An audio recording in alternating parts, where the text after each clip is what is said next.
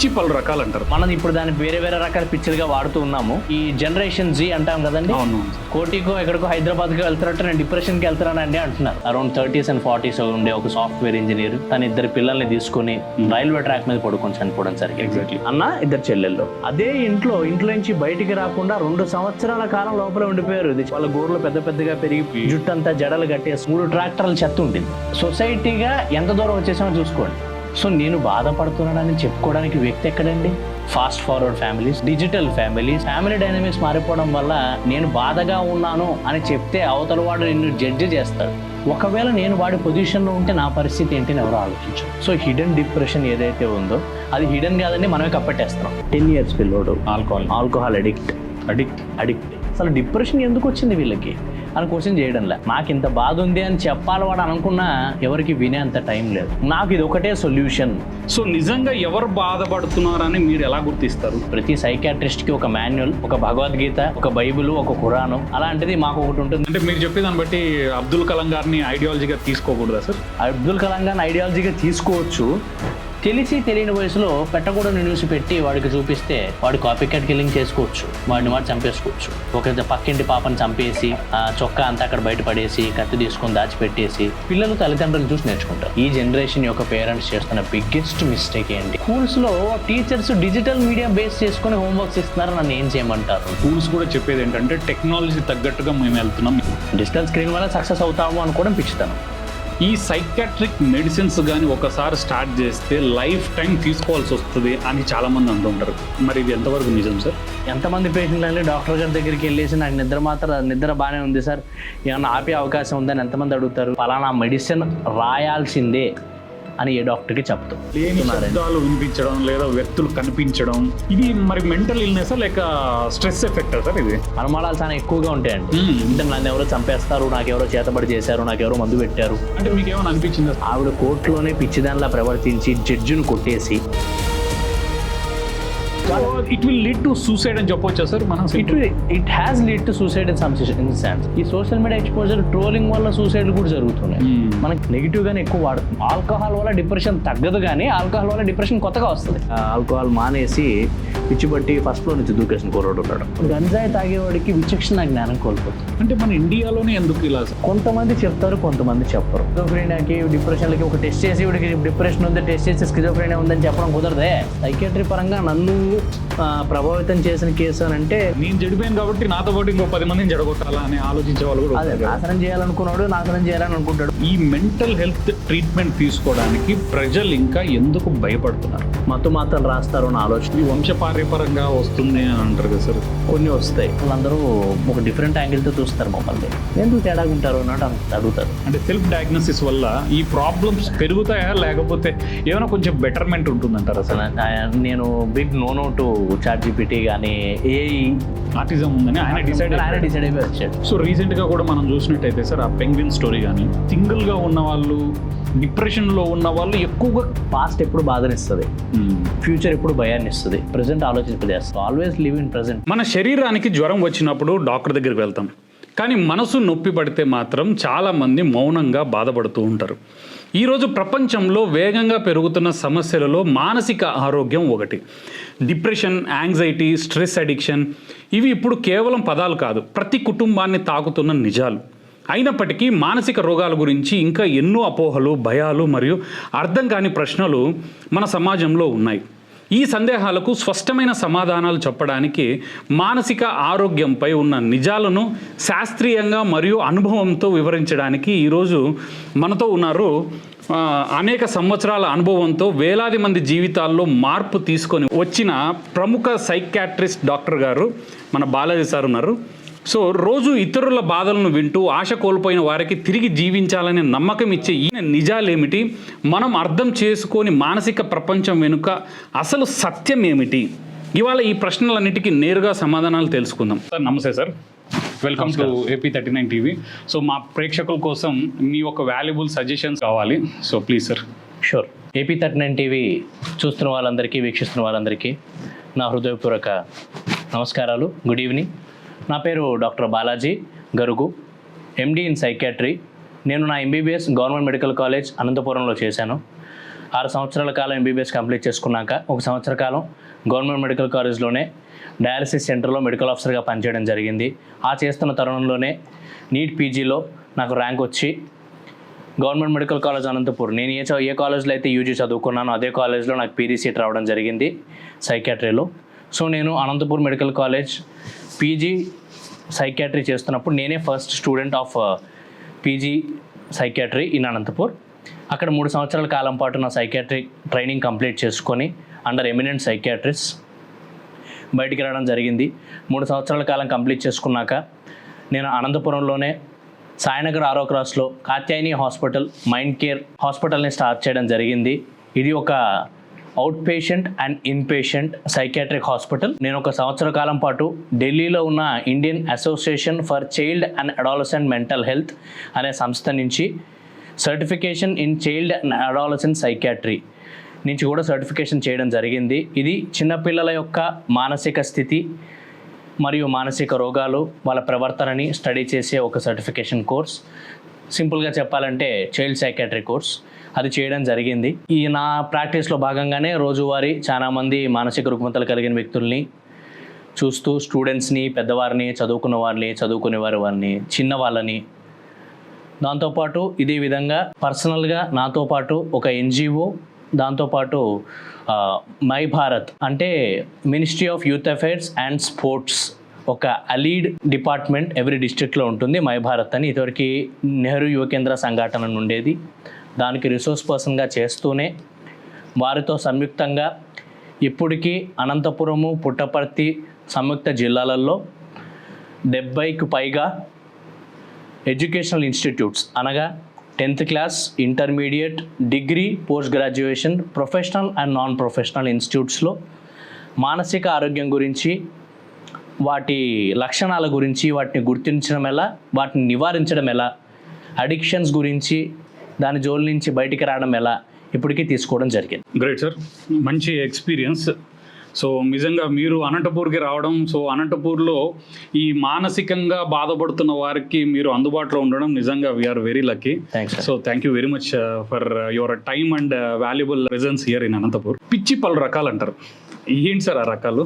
General టర్మినాలజీకి, scientific టర్మినాలజీకి పిచ్చి అనే పదం ఏదైతే ఉండాలండి, జనరల్గా పిచ్చి అనే పదం ఎలాంటిది అని అంటే అది ఒక అంబ్రెల్లా టర్మ్ అనుకుందాం. ఓకే, అంటే అది నార్మల్ జనరల్ పబ్లిక్ వాడుక భాషలో వాడే పదంగా పరిగణించవచ్చు. మనం అది ఎలా ఉంటుంది అని అంటే ఒక మనిషి ఎదుటి వ్యక్తిని నొప్పించే విధంగా మనకు వ్యక్తి నీకేమన్నా పిచ్చా అని జనరల్గా వాడుక భాషలో తిట్టడం కానీ దూషించడం కానీ జరుగుతూ ఉంటుంది. సో పిచ్చి పలు రకాలు అని మన పెద్దవాళ్ళు అన్నారు. మనం ఇప్పుడు దాన్ని వేరే వేరే రకాల పిచ్చిలుగా వాడుతూ ఉన్నాము. కానీ సైంటిఫిక్ పరంగా ఆలోచిస్తే మానసిక రుగ్మతలన్నీ పిచ్చి కింద కన్సిడర్ చేయడం కుదరదు. Okay, great sir. Mental illness అనేది మనకు బేసిక్గా కనిపించదు, ఓకేనా? సో మామూలుగా మనకు జ్వరం వస్తే మనకు తెలుస్తుంది, బయట ఎవరికైనా కానీ ముట్టుకుంటే తెలుస్తుంది. బట్ ఈ మెంటల్ ఇల్నెస్ అనేది కనిపించదు. సో నిజంగా ఎవరు బాధపడుతున్నారని మీరు ఎలా గుర్తిస్తారు సార్? ఇప్పుడు 2 పద్ధతులు ఉంటాయి. ఒకటి, పేషెంటే తనంతట తానుగా నేను బాధపడుతున్నాను అని డాక్టర్ దగ్గరికి రావడం జరుగుతుంది. లేదా పేషెంట్ యొక్క కష్టాన్ని, ప్రవర్తనలో మార్పుని గుర్తించి వాళ్ళ ఇంట్లో వాళ్ళు కానీ, వాళ్ళ స్నేహితులు కానీ ఎవరన్నా నా దగ్గరికి తీసుకురావడం జరుగుతుంది. ఓకే. సో చాలా వరకు ఈ కాలంలో ఇప్పుడు 2026 వచ్చేసరికి 21st సెంచరీ టైంలో చాలా వరకు జనాలు బయటికి వచ్చేసి నాకు మానసిక రుగ్మత ఉంది అని ఒప్పుకోవడం చాలా వరకు ఈ మధ్యన ఇంక్రీజ్ అయ్యింది. ఒకప్పుడు ఉన్నదానికి ఇప్పుడు ఉన్న పరిస్థితులకి చాలా తేడా ఉంది. ఒకదానికంటే ఇప్పుడు చాలా మెరుగుపడడం కూడా జరిగింది. ఓకే. సో మరియు సాడ్నెస్ మరియు ఈ క్లినికల్ డిప్రెషన్కి మధ్య తేడా ఏంటి సార్? ఇప్పుడు డిప్రెషన్ కానీ బాధ అనేది బేసిక్ హ్యూమన్ ఎమోషన్ అండి. ప్రతి మనిషికి ఆనందం, బాధ, కోపం, చిరాకు ఇవన్నీ సర్వసాధారణంగా వస్తూ ఉంటాయి. వీటన్నిటిని మనము నార్మల్ ఎమోషన్స్ అంటాం. సో ఒక మనిషికి బాధ ఉంది అని అంటే అతనికి మానసిక రుగ్మత ఉందా లేదా అని మనం చెప్పడానికి లేదండి. ఎందుకంటే ఈరోజు మనం పొద్దున్న లైక్ ఫర్ ఎగ్జాంపుల్ క్రికెట్ ఆడుతున్నారు, ఇండియా పాకిస్తాన్ మ్యాచ్ జరిగింది, అనుకోకుండా పాకిస్తాన్ ఇండియా మీద గెలిచింది అనుకోండి, మనకి ఎక్కడో చోట బాధ వస్తుంది. లేదనుకోండి ఈరోజు మనం పొద్దున్న బిర్యానీ తిందాం అనుకున్నాం, మధ్యాహ్నం సో బిర్యానీకి మనకు ఆ టైంకి తినలేక మనకు టైం కుదరక అరే ఈరోజు బిర్యానీ తినలేకపోయాను అని మనకు ఒక బాధ వస్తుంది. సో అది బాధ. సో ఈ బాధని మనం మానసిక రుగ్మత అనొచ్చా? అనలేం.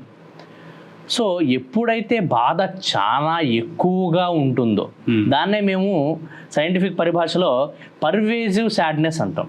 ఓకే. అంటే ఒక వ్యక్తి యొక్క బాధ ఎంత ఎక్కువగా ఉంటుంది అని అంటే అతని రోజువారీ పనులు దెబ్బతింటాయి.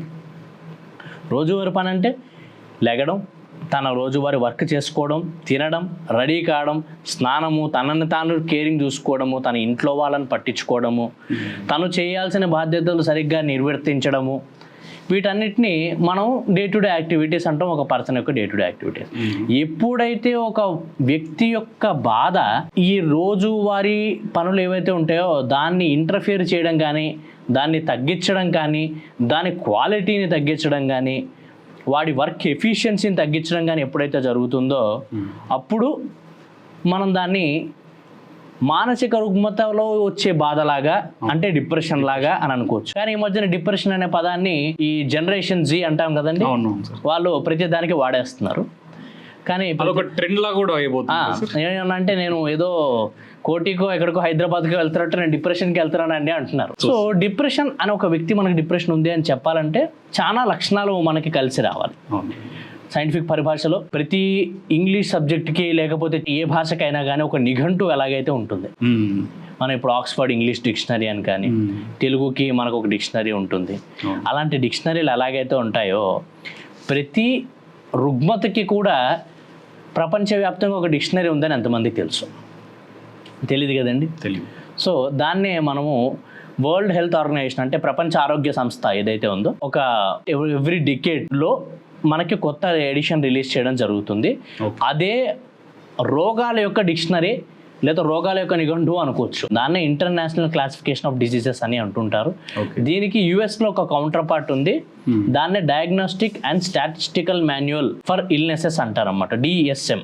ఓకే.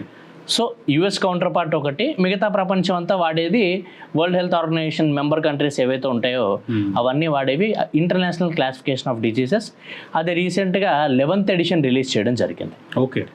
సో ఈ 11th ఎడిషన్లో కూడా అంతకుముందు ఎడిషన్లలో కూడా మిగతా తక్కిన 10 వాటిలో కూడా ఏ రోగానికి ఎలా గుర్తించాలి, ఇప్పుడు ఫర్ ఎగ్జాంపుల్ మలేరియాని ఎలా గుర్తించాలి, డెంగ్యూని ఎలా గుర్తించాలి, కరోనాని ఎలా గుర్తించాలి అంటే ఈ ఎడిషన్ లో sir region wise editions release చేస్తారా లేదా వరల్డ్ వైడ్ కి అందరికి కలిపి? వరల్డ్ వైడ్ లో ఏ రకాల వ్యాధులు ఉంటాయో అన్ని దాంట్లో ఉంటాయి. మనం ఇప్పుడు రీజన్ వైడ్ చూసుకుంటే సార్ ఏదైనా కానీ మన ఏరియాకి మన కల్చర్ కి తగ్గ ఈ ప్రాబ్లమ్స్ అనేవి ఉంటాయి. సో ఈ ప్రాబ్లమ్స్ అక్కడ వెస్టర్న్లో వాళ్ళు ఫేస్ చేయకపోవచ్చు. సో వాళ్ళ కల్చర్కి వాళ్ళ ఎన్విరాన్మెంట్కి తగ్గ ప్రాబ్లమ్స్ వాళ్ళు ఫేస్ చేస్తుండొచ్చు. అందుకే బట్ అందరినీ మిక్స్డ్గా ఒక ఎడిషన్ రిలీజ్ చేస్తే సో హౌ మీకు అందుకే ఇంతప్పుడు ఒకటి చెప్పాను, world health organization member countries అన్నిటినీ పరిగణలోకి తీసుకొని ఓకే రూపొందించిన నిఘంటు అది. బ్రీఫ్గా మొత్తం దాని గురించి మొత్తం అంటే వరల్డ్ హెల్త్ ఆర్గనైజేషన్ ఎన్ని మెంబర్ కంట్రీస్ ఉంటాయి, ఆల్మోస్ట్ యునైటెడ్ నేషన్స్లో ఎన్ని మెంబర్ కంట్రీస్ ఉన్నాయో అన్ని మెంబర్ కంట్రీస్ ఉంటాయి.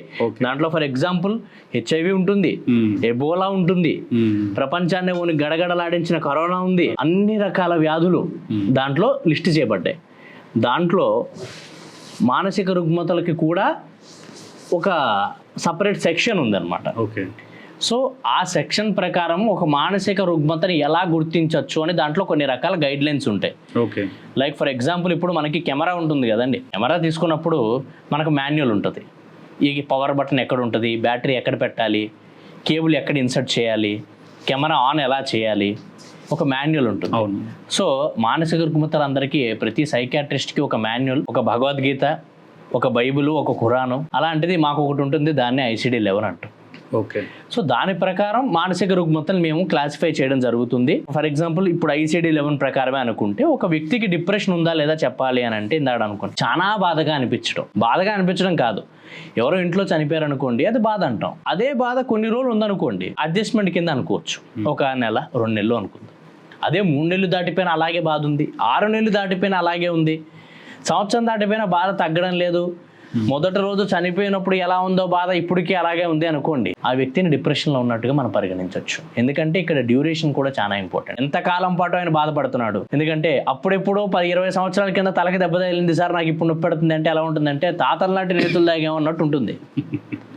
అవునండి sir. Okay. So time duration కూడా చాలా ఇంపార్టెంట్. ఇంకా డిప్రెషన్ ఉండే వ్యక్తిని ఇంకెలా గుర్తించవచ్చు అంటే బాధ, మేజర్ క్రైటీరియా, మైనర్ క్రైటీరియా అని ఉంటాయి. ఓకే. బాధ, దాంతోపాటు నీరసంగా అనిపించడం అంటే నిస్సత్తువగా. ఓకే. అంటే నీరసం అంటే అనీమియా వల్లనో లేదా రక్తహీనత వల్లనో తిండి తినకపోవడం వల్ల వచ్చిన నీరసం కాదండి, ఏమీ చేయడానికి ఓపిక లేకపోవడం ఒంట్లో. ఓకే. మనిషికి ఏమీ చేయకపోవడానికి ఓపిక ఉండదు. లైక్ ఫర్ ఎగ్జాంపుల్ వాడికి సినిమా చూడాలని ఇంట్రెస్ట్ ఉంది, వెళ్ళడానికి ఓపిక చాలని లేదు వాడికి. సో ఓపిక ఉండదు, నాకు ఏది చేయలేకపోతున్నానండి, నిస్సత్తుగా అనిపిస్తుంది, ఊరికి అలసట అనిపిస్తుంది. దాంతోపాటు ఏ పని చేయడానికి ఇంట్రెస్ట్ ఉండకపోవడం. లైక్ ఎట్లా అంటే అంతకు మునుపు వాడికి అతనికి కానీ ఆవిడకి కానీ ఆ పని చేయడం అంటే చాలా ఇంట్రెస్ట్.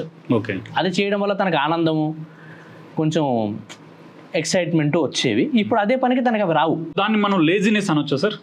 లేజినెస్ అంటారు. ఇప్పుడు లేజినెస్ అంటే మీరు ఇప్పుడు చెప్పినవన్నీ లేజినెస్ కింద కూడా వస్తాయి కదా, కావాలని చేయడంలా. ఓకే. లేజినెస్ అనేది నీకు తెలిసి ప్రత్యక్షంగా చేస్తుంది లేజినెస్. అంటే నేను చెయ్యను, నాకు నచ్చదు ఓకే అని అనడం. తనకి చెయ్యాలని ఉన్నా చెయ్యలేకపోవడం నిస్సత్తువ. తను చెయ్యలేకపోతున్నాడు, తనకి చెయ్యాలని ఉంది, అతను ఉద్యోగానికి వెళ్ళాలని ఉన్నాడు, వెళ్ళాలి, కానీ చేయడానికి ఇంట్రెస్ట్ రావడం లేదు, చేయడానికి ఓపిక చాలడం లేదు. అది కాకుండా ఇంట్రెస్ట్ అంటే ప్లెజరబుల్ యాక్టివిటీస్లో ఇంట్రెస్ట్. లైక్ ఫర్ ఎగ్జాంపుల్ ఒక వ్యక్తికి క్రికెట్ అంటే చాలా ఇష్టం, చాలా ఇష్టం. ఏదైనా మ్యాచ్ వచ్చిందంటే పొద్దున్నే టీవీకి అతుకుపోయి కూర్చుంటాడు రాత్రి వరకు. అలాంటి వ్యక్తి సడన్గా ఏదో ఒక ప్రాబ్లం వల్ల డిప్రెషన్కి లోనైతే అతనికి టీవీలో ఇండియా పాకిస్తాన్ మ్యాచ్ ఫైనల్కి వెళ్ళి కొట్టుకుంటున్నా కూడా అతనికి ఇంట్రెస్ట్ ఉండదు చూడడానికి. నాకు ఇంట్రెస్ట్ లేదండి తీసేయండి అని అనేస్తాడు సింపుల్. అంటే దీన్ని మనం అడుగుదాం సార్, అంతకుముందు బాగా అన్నిట్లో యాక్టివ్గా పార్టిసిపేట్ చేసేవాడండి, ఇప్పుడు చేయడం లేదండి. అంతకుముందు టీవీ బాగా చూసేవాడండి, ఇప్పుడు చూడడం లేదండి. అంతకుముందు అందరితో బాగా కలిసిపోయేవాడండి, ఇప్పుడు కలవడం లేదండి అని చాలా మంది మనం చెప్తూ ఉంటే వింటాం. సో ఈ 3 లక్షణాల్లో 2 లక్షణాలు ఉన్న మనం డిప్రెషన్ కింద కన్సిడర్ చేయొచ్చు. బయట హ్యాపీగా కనిపిస్తూ లోపల డిప్రెషన్తో సఫర్ అయ్యే ఈ హిడెన్ డిప్రెషన్ ఎంత కామన్గా ఉంటుంది? రీసెంట్గా మనకు ఎంత కామన్గా ఉంటుందంటే మనం రీసెంట్గా పేపర్లో చూసాం. ఒక అరౌండ్ 30s and 40s ఉండే ఒక సాఫ్ట్వేర్ ఇంజనీర్ తన 2 పిల్లల్ని తీసుకొని రైల్వే ట్రాక్ మీద పడుకొని చనిపోవడం జరిగింది. ఎగ్జాక్ట్లీ. అవును సార్. అది మన అందరికీ విదితం, అందరూ చూశారు దాన్ని. చాలా బాధాకరమైన విషయం. అంటే ఈ హిడెన్ డిప్రెషన్ అని అంటారు అంటే ఇదివరకు మన ఫ్యామిలీస్ ఎలా ఉండేవండి? చాలా ఉమ్మడి ఫ్యామిలీస్ కలిసి ఉండేవారు. డిజిటల్ ఎరా రాకముందు ఎలా ఉండేదండి? సాయంత్రం అయ్యేసరికి పిల్లలంతా కలిసి బయట పిల్లలతో ఆడుకునేవారు. అమ్మలక్కలు అందరూ బయట కూర్చొని పక్కింటి వాళ్ళతో కూర్చొని మాట్లాడుకునేవాళ్ళు. పగులంతా పనులు చేసుకొని సాయంత్రం ఇంకా అందరూ ఆ కబుర్లో బిజీగా ఉండేవారు. ఇంట్లో మగవాళ్ళంతా అక్కడ ఉండే పెద్దవాళ్ళతో అందరితో కలిసి కూర్చొని సవాళ్ళు చేసుకునేవారు. పెద్దవాళ్ళు అందరూ కలిసి వాకింగ్కి వెళ్ళేవాళ్ళు. పక్కింటి ఫ్యామిలీ అంటే మన ఫ్యామిలీ, చిన్నాన్న పెదనాన్న బాబాయ్ అనుకునే రేంజ్లో ఉండేవి ఒకప్పుడు. కానీ ఇప్పుడు సొంత వాళ్ళే దూరం అయిపోతున్నారు. అంతెందుకండి, ఒక 1.5 సంవత్సరాల కాలం కింద నేను పీజీ చేస్తున్నప్పుడు, ఒక 2 సంవత్సరాలు 3 సంవత్సరాల కింద అనుకుంటాను, పీజీ చేస్తున్నప్పుడు ఇక్కడ అనంతపురంలో వేణుగోపాల్ నగర్లో ఒక ఫ్యామిలీ ఉండింది, అన్న 2 చెల్లెళ్ళు. ఓకే. అదే ఇంట్లోంచి బయటికి రాకుండా 2 సంవత్సరాల కాలం లోపలే ఉండిపోయారు. ఇది చాలా మంది పేపర్లో వచ్చింది, న్యూస్ లో చాలా హైలైట్ అయింది. వాళ్ళ గోర్లు పెద్దగా పెరిగిపోయి జుట్టంతా జడలు కట్టేసుకొని ఇంట్లోనే దగ్గర 3 ట్రాక్టర్ల చెత్త ఉంటుంది. అవును. ఆ స్మెల్ భరించలేక నేబర్స్ కంప్లైంట్ చేస్తే తెలిసింది. అంటే మనం సొసైటీగా ఎంత దూరం వచ్చేసామో చూసుకోండి. అవును. బెస్ట్ ఎగ్జాంపుల్ అని చెప్పొచ్చు. Best example. పక్కింట్లో వాళ్ళు బయటికి రావడం లేదు అని 2 సంవత్సరాల వరకు ఎవరికి తెలియలే. సో నేను బాధపడుతున్నానని చెప్పుకోవడానికి వ్యక్తి ఎక్కడండి? అంత ఖాళీగా ఎక్కడ ఉన్నారండి ఎవరు? అందరూ ఖాళీగా ఏమో బిజీగా ఉన్నాం అనుకుంటున్నారు. అంతెందుకండి, ఒకటే ఇంట్లో తల్లి కిచెన్లో ఉంటే, తండ్రి హాల్లో కూర్చుంటే, కొడుకో కూతురు పైన బెడ్రూమ్లో కూర్చొని ఫోన్ మాట్లాడుకుంటున్నారు. లేకపోతే పేరెంట్స్ కింద ఉండి పైన ఒక సూసైడ్ చేసుకుంటున్నాడం కూడా తెలియడంలే. సో ఫ్యామిలీస్ డైనమిక్స్ మారిపోయాయి. Fast forward families, digital families, family dynamics మారిపోవడం వల్ల నేను బాధగా ఉన్నాను అని చెప్తే అవతల వాడు నిన్ను జడ్జి చేస్తాడు అనే సిచ్యువేషన్లోకి ఇప్పుడు మనం వచ్చేసాం. ఒకప్పుడు అయ్యో పాపం బాధపడుతున్నాడే అని అనుకునే వాళ్ళు ఇప్పుడు ఎందుకు బాధపడుతున్నాడే, అది కూడా ఒక బాధేనా అనే స్టేజ్కి మనం వచ్చేసాం. నా బాధ ముందు నీ బాధ ఎంత కంపేర్ చేయడం స్టార్ట్ చేసాం. కానీ అంతేగాని ఏ వ్యక్తి అయినా కానీ ఒకవేళ నేను వాడి పొజిషన్లో ఉంటే నా పరిస్థితి ఏంటి అని ఎవరు ఆలోచించరు. నేను వాడి పొజిషన్లో అలా ఆలోచిస్తే ప్రపంచంలో చాలా వాటికి సొల్యూషన్స్ అక్కడే దొరికిపోతాయి సార్. దీన్ని మేము ఎంపతి అంటాం దీన్ని. అంటే seeing your self in other persons shoe. అంటే వాడి పొజిషన్లో నువ్వు ఉండి చూస్తే నీకు తెలుస్తుంది. సో హిడెన్ డిప్రెషన్ ఏదైతే ఉందో అది హిడెన్ కాదండి, మనమే కప్పెట్టేస్తున్నాం. ఎందుకనేనంటే ఇప్పుడు డిప్రెషన్లో ఉంటే నీ వర్క్ పర్ఫార్మెన్స్ దెబ్బతింటుంది, నేను ఉద్యోగంకి రాకుండా చేయొచ్చు, ఉద్యోగం నువ్వు రావద్దమ్మా, నువ్వు పర్ఫార్మెన్స్ సరిగ్గా లేదు అనొచ్చు. లేకపోతే డిప్రెషన్లో ఉంటే నేను డిప్రెషన్లో ఉన్నాను అని చెప్పి ఒక భార్య భర్తకి చెప్తే నీకెందుకు డిప్రెషన్లో ఉంటుంది, నేను రోజంతా కష్టపడుతున్నాను నాకు డిప్రెషన్ లేదా అని ఒక భార్య అనుకోవచ్చు, భర్త అనుకోవచ్చు. ఒక భర్తకి డిప్రెషన్ ఉంది అని అంటే నేను మందు తాగుతున్నాడేమో, ఏమైనా అలవాట్లు ఉన్నాయేమో అందుకే డిప్రెషన్లోకి వెళ్ళాడేమో, లేదా అప్పులు చేశాడేమో అని భార్య అనుకోవచ్చు. ఒక డిప్రెషన్స్ నుంచే సూసైడ్స్ కూడా ఎక్కువ. ఒక పిల్లవాడు తన తల్లిదండ్రులకి డిప్రెషన్ గురించి అని చెప్తే నీకైనా చిన్నపిల్లడు నీకెందుకు డిప్రెషన్ అనే క్వశ్చన్కి వచ్చేసాం. అంతేగాని నా కొడుకు కష్టపడుతున్నాడు, నా కూతురు కష్టపడుతున్నాడు, అసలు డిప్రెషన్ ఎందుకు వచ్చింది వీళ్ళకి అని క్వశ్చన్ చేయడం లేదు, ఎవరు క్వశ్చన్ చేయడం లేదు. ఇఫ్ వి క్వశ్చన్ సూసైడ్స్ ఎందుకు జరుగుతున్నాయనంటే there is no hearing aid, ఎవరు వినడం లేదు. ఓకే, నాకు ఇంత బాధ ఉంది అని చెప్పాలి వాడు అనుకున్నా ఎవరికి వినేంత టైం లేదు. రోడ్డు మీద అడుక్కునేవాడికి రూపాయి వేసి బండి ఆపి రూపాయి వేసి వెళ్ళేంత టైం మనకు లేదు. ఎవడో బాధలో ఉన్నాడంటే ఇనే టైం జనాలకి ఎక్కడ ఉందండి. అందుకే హిడెన్ డిప్రెషన్ అలా ఉంది. సో ఈ సూసైడ్ చేసే వ్యక్తులు ముందే సంకేతాలు ఏమన్నా ఇస్తారు లేక సడన్ గా అలాగా యాక్సిడెంటల్ గా అలా చేసేసుకోండి? అంటే కొన్ని ఇంపల్సివ్ యాక్ట్స్ ఉంటాయి, అంటే సడన్ గా డెసిషన్ తీసుకునేవి కొన్ని ఉంటాయి. అందుకే దాన్ని క్షణికావేశంలో చేసాము ఉంటాయి. ఓకే, కొన్ని క్షణికావేశాలు చేసుకుంటారు, కొంతమంది ప్లాన్ చేసుకుంటారు. ఇప్పుడు ఎక్కడైతే నాకు హెల్ప్ దొరకదు, ఒకవేళ హెల్ప్ చేసినా నా ప్రాబ్లం వాళ్ళు అర్థం చేసుకోరు, నా ప్రాబ్లం చాలా పెద్దది, ఎవరు ఏం చేయలేరు, నాకు ఇది ఒకటే సొల్యూషన్ అని అనుకున్నప్పుడు ఆ వ్యక్తి సూసైడ్కి వెళ్తారు. ఇంకోటి అవతల చెప్పిన వ్యక్తి రియాక్ట్ అయిన విషయం బట్టి కూడా సూసైడ్కి వెళ్ళే అవకాశాలు ఉంటాయి. చెప్పిన దాన్ని బట్టి నాకు ఇలా సూసైడల్ థాట్స్ వస్తున్నాయి, నాకు డిప్రెషన్ అనిపిస్తుంది అని అన్నప్పుడు ఏ వ్యక్తి అయినా కానీ ఫస్ట్ మనం గుర్తించాలి దాన్ని. సో అలాగా నేను సూసైడ్ చేసుకోవాలనిపిస్తుంది అన్నప్పుడు సో ఆ ఫ్యామిలీ కానీ లేదా వాళ్ళ ఫ్రెండ్స్ కానీ ఏం చేస్తే బాగుంటుంది సార్? సో మంచి క్వశ్చన్ అడిగారు సార్. మంచి క్వశ్చన్ ఎందుకు అన్నానంటే మనం కనుక్కుంటే చాలా వరకు సూసైడ్లు ఆగిపోతాయి. అదే ఎలా కనుక్కోవాలి అని అంటే మనం హెల్ప్ ఇవ్వాలి. నేను ఉన్నాను, నేను వింటాను, నా వీలైనంతగా నేను ట్రై చేస్తాను, నాకు సాయం నాకు ఎంత చేయగలను నేను అంత నీకు చేయగలను, అలా చెప్పేవాళ్ళు కావాలి. నీ కోసం ఎంతైనా చేస్తాం. ఎంత దూరం వెళ్ళడానికి నీ కోసం కొంతమంది వ్యక్తులు ఉన్నారు నీ జీవితంలో. ఎమోషనల్ సపోర్ట్ అని కూడా చెప్పొచ్చు. ఎమోషనల్ సపోర్ట్ చాలా ఇంపార్టెంట్ అండి. అది కాకుండా అతనికి లైఫ్లో ఉండే పాజిటివ్స్ అతనికి గుర్తు చేయాలి. అతని లైఫ్లో ఇప్పటిదాకా జరిగిన పాజిటివ్, అతని లైఫ్లో ముందు జరగాల్సిన పాజిటివ్స్ ఇంకేమున్నాయి అవన్నీ గుర్తు చేయాలి. అవన్నీ గుర్తు చేస్తే ఆటోమేటిక్గా అతనికి ఓకే ఇంకా ఉందేమో లైఫ్, ఇంకా ఎగ్జాంపుల్స్ చూపించాలి, రియల్ లైఫ్ ఎగ్జాంపుల్స్ చూపించాలి. అలా అని చెప్పి పెద్ద చూపించద్దండి. ఇప్పుడు అబ్దుల్ కలాం గారు పేపర్ బాయ్ నుంచి ప్రెసిడెంట్ అయ్యారండి, ఆయన చూసి నేర్చుకోండి మీరు పేపర్ బాయ్ అయినా అంటే అబ్దుల్ కలాం గారు 100కో 100కో ఒక్కడండి. జనరల్ పబ్లిక్ గురించి మాట్లాడుకోవాలి కదా. అంతే కదా సార్. జనరల్ పబ్లిక్ గురించి ఎవరు మాట్లాడరండి, అందరు ఐడియల్ పర్సన్స్ గురించి మాట్లాడతారు. అందరు ఐడియల్ టాపిక్స్, ఐడియల్ పర్సన్స్, ఒక ఐడియాలిటీని క్రియేట్ చేస్తాం అనమాట. అంతెందుకు ఇప్పుడు మనకి ఇంటర్ ఎగ్జామ్స్ అవుతున్నాయి, ఇంటర్ ఎగ్జామ్స్ అయిపోవచ్చు, నాకు రిజల్ట్స్ వస్తాయి. అంటే మీరు చెప్పేదాన్ని బట్టి అబ్దుల్ కలాం గారిని ఐడియాలజీగా తీసుకోకూడదా సార్? అబ్దుల్ కలాం గారిని ఐడియాలజీగా తీసుకోవచ్చు. ఎక్కడ తీసుకోవాలి? మీ ఇంట్లోనే మీ నాన్నగారిని ఎందుకు ఐడియల్గా తీసుకోకూడదు అనేది నా ఉద్దేశం. ఓకే, ఇంట్లోనే మీ అమ్మగారిని ఐడియల్గా ఎందుకు తీసుకోకూడదు అని నా ఉద్దేశం. మీ అన్నయ్యని ఎందుకు తీసుకోకూడదు అని ఉద్దేశం. మీ స్నేహితుని ఐడియల్గా ఎందుకు తీసుకోకూడదు. ఇప్పుడు మనకు అనంతపురం జిల్లాలో కళ్యాణదుర్గం దాటినాక బార్డర్లో తెనగల్లోని ఒక ఊరుందండి. ఆ ఊరు ఒక పల్లెటూరు. ఆ ఊర్లో నుంచి ప్రతి సంవత్సరం డిఎస్సి పెట్టిన ప్రతిసారి చాలా మంది టీచర్లు బయటకు వస్తారు. ఆ ఊర్లో మాక్సిమం పాపులేషన్ అందరూ గవర్నమెంట్ టీచర్సే. మనం దాన్ని ఎందుకు ఇన్స్పిరేషన్గా తీసుకోకూడదు? అందరూ పల్లెటూరులో ఉండేవాళ్ళు, అందరూ రైతు కుటుంబాలు, రైతు కూలీలు, వాళ్ళందరి దగ్గర నుంచి టీచర్లు బయటకు వస్తున్నప్పుడు మనం దాన్ని ఎందుకు ఇన్స్పిరేషన్గా తీసుకోకూడదు? నీ పక్కన ఉండే వ్యక్తిలోనే చాలా ఇన్స్పిరేషన్ ఉన్నప్పుడు అబ్దుల్ కలాం దాకా వెళ్ళాల్సిన అవసరం లేదు కదా. అలా అని చెప్పి అబ్దుల్ కలాం గారు నేను చిన్నగా చేయడం లేదండి. ఒకేసారి 100 మెట్లు ఎత్తడానికి టైం పడుతుంది. ఫస్ట్ ఒక మెట్టు ఎక్కాలి కదండి. ఒక మెట్టుకి ఫస్ట్ డిప్రెషన్ లో ఉన్న వ్యక్తిని నువ్వు 100 మెట్లు ఒకేసారి ఎత్తు అంటే వెళ్ళలేడు. ఒక మెట్టు. వాడికి చిన్నగా నడకడం నేర్పించాలి. చిన్నపిల్లోడికి పాకుతుండే పరిగెట్టమని చెప్పలేం కదండి. ఫస్ట్ వాడు బోర్లా పడతాడు, తర్వాత పాకుతాడు, తర్వాత గోడ పెట్టుకొని నడుస్తాడు, ఆ తర్వాత గోడ లేకుండా 2 అడుగులు వేస్తాడు, ఆ తర్వాత పరిగెడతాడు. యూత్ కి చాలా కనెక్ట్ అయ్యే విషయం సార్ ఇది. So ideology psychology concept. So మీరు చెప్పిన దాని ప్రకారం సో యూత్కి బాగా కనెక్ట్ అయ్యి సో వాళ్ళు స్టార్టింగ్ మెట్ అనేది సో ఇక్కడతో స్టార్ట్ అవ్వాలి అని అంటారు, అంతే కదా సార్? ఎక్కడైనా కానీ see inspiration in your surroundings. పెద్ద పెద్ద పర్సనాలిటీని చూసి ఇన్స్పైర్ అవ్వండి, కానీ నీ ముందే నీ ఇన్స్పిరేషన్ ఉంటుంది ఎక్కడో చోట. సో మన వాళ్ళు ఇన్స్పిరేషన్ అంటే యూత్ సో పొలిటీషియన్స్ కానీ లేకపోతే ఏ సినిమా హీరోను ఇలాంటివి తీసుకుంటూ ఉంటారు సార్. పొద్దున్న లేచినప్పటి నుంచి మన అమ్మగారు పొద్దున్న 4 గంటలకు 5 గంటలకు లేస్తారు. 5 గంటలకు లేచి ఇంటి పనులన్నీ చేసుకొని వంట పనులు చేసి నాన్నగారికి క్యారేజ్ కట్టించేసి నాన్నగారిని ఆఫీస్కి పంపించేసి నీకు టిఫిన్ పెట్టి నాన్నగారికి టిఫిన్ పెట్టి అందరికీ టిఫిన్లు పెట్టుకొని ఆవిడ టిఫిన్ చేయకుండా వీళ్ళందరినీ పంపించేసినాక ఇంటి పనులు అన్నీ కానిచ్చుకొని ఆవిడ కూర్చొని అప్పటికే చల్లగా అయిపోయిన టిఫిన్ ముద్ద తింటుంది. మళ్ళీ మధ్యాహ్నం కూడా ఏమన్నా తిన్నావా అని చెప్పి నా అబ్బాయికి కూతురికి లేకపోతే వాళ్ళ ఆయనకి ఫోన్ చేసి క్యారీ మర్చిపోతారేమో అని గుర్తు చేసి మళ్ళీ సాయంత్రం వస్తే మళ్ళీ వాళ్ళకి ఏదో ఒక స్నాక్ చేసి పెట్టి రాత్రి వాళ్ళకి నచ్చింది వండి పెట్టి అన్ని చేసినాక ఆవిడ ఎంత రిలాక్స్ అవుతారు. అమ్మగారిని చూసి ఇన్స్పిరేషన్ ఎంత రావాలండి? ఆ కన్సిస్టెన్సీ ఎక్కడి నుంచి వస్తుంది? రోజు మొనోటనస్గా చేస్తున్న ఒకటే పని అయినా ఆవిడ ఎప్పుడైనా బోర్డమ్ ఫీల్ అయ్యారా? నాకు అమ్మగా ఉండడం బోర్ కొడుతుందని ఎప్పుడైనా అన్నారా ఆవిడ? అనలేదు. లేదు.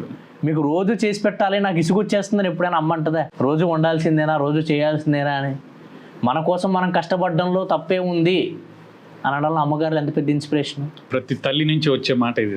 సో మన తల్లిదండ్రులే మన మొదటి ఇన్స్పిరేషన్. నాన్నగారు ఎంత కష్టపడతారు పొద్దున్న లేచినప్పటి నుంచి రాత్రి దాకా. బయట ఎన్ని కష్టాలు, ఎన్ని ఫినాన్షియల్ ఇబ్బందులు, ఎన్ని ఎదుర్కోవాలి, ఎన్ని కష్టపడాలి. ఆయన ఎన్ని కష్టాలను ఇంటి దాకా తెస్తున్నాడా వాటిని? ఆయన డక్కముక్కిలు పడకుండా ముందుకెళ్తున్నాడా? మరి ఆయన చాలదా మనకి ఇన్స్పిరేషన్గా? మీ అన్నగారు తమ్ముడో ఉంటారు, ఇన్స్పిరేషన్గా వాళ్ళు చాలరు. నాకు ఇన్స్పిరేషన్ నేను నా ఫ్రెండ్స్ అని చెప్పుకుంటానండి ఎప్పుడు. ఎగ్జాంపుల్గా ఎప్పుడైనా నాకు మా అమ్మ నాన్న తర్వాత నా ఇన్స్పిరేషన్ నా ఫ్రెండ్సే ఎప్పుడు. ఎందుకంటే నేను ఇక్కడ ఉన్నాను అంటే మా అమ్మ నాన్న పార్ట్ ఎలాగైతే ఉందో నా స్నేహితుల భాగం కూడా అలాగే ఉంది. సో మంచి స్నేహితుడు దొరికితే జీవితం చాలా ముందుకు బాగా వెళ్తుంది. సో నీ స్నేహితుని కూడా ఇన్స్పిరేషన్గా తీసుకో. ఇన్స్పిరేషన్గా తీసుకోవాలంటే చాలా ఉన్నాయి సార్. అంటే మనకి డిప్రెషన్ వచ్చిన వ్యక్తికి మనం చెప్పడానికి ఇనే సిచ్యువేషన్లో వాళ్ళు ఉండరు. సో ఫస్ట్ మనం అర్థం చేసుకోవాలి. అర్థం చేసుకున్నాక వాడి భాషలో మనం వినిపించాలి. సో ఒక డిప్రెషన్లోని వ్యక్తి నేను చచ్చిపోతాను అని మీకు చెప్పరు. అవును, కరెక్ట్. ఎందుకనంటే చనిపోయే వ్యక్తి ఏం చేస్తాడు? వాడి సామాన్లన్నీ ఇంటికాడ పెట్టేస్తాడు, వాడు ఫోన్ స్విచ్ ఆఫ్ చేసేస్తాడు, సడన్గా మాయమైపోతాడు, ఏదో సూసైడ్ లెటర్ రాస్తాడు. ఎక్కడికి వెళ్ళిపోతే ఎలా చనిపోతే అతన్ని కాపాడడం కుదరదో అలా చనిపోతాడు. సో ఈ సూసైడ్ వార్తలు కూడా ఎక్కువగా చూపించడం వల్ల సో అవేర్నెస్ అనేది పెరుగుతుందా లేక కాపీ కట్ కేసెస్ పెరుగుతూ ఉంటాయి sir? It depends on the personality of generation. అంటే లైక్ ఫర్ ఎగ్జాంపుల్ ఆ జనరేషన్ యొక్క ఏమంటారంటే మానసిక స్థితి ఏదైతే ఉందో దానివల్ల కొంతమంది ఇన్స్పైర్ అవ్వచ్చు, కొంతమంది ఇలా చేసుకోకూడదు అని అనుకోవచ్చు. అది person to person individual differences ఉంటాయి.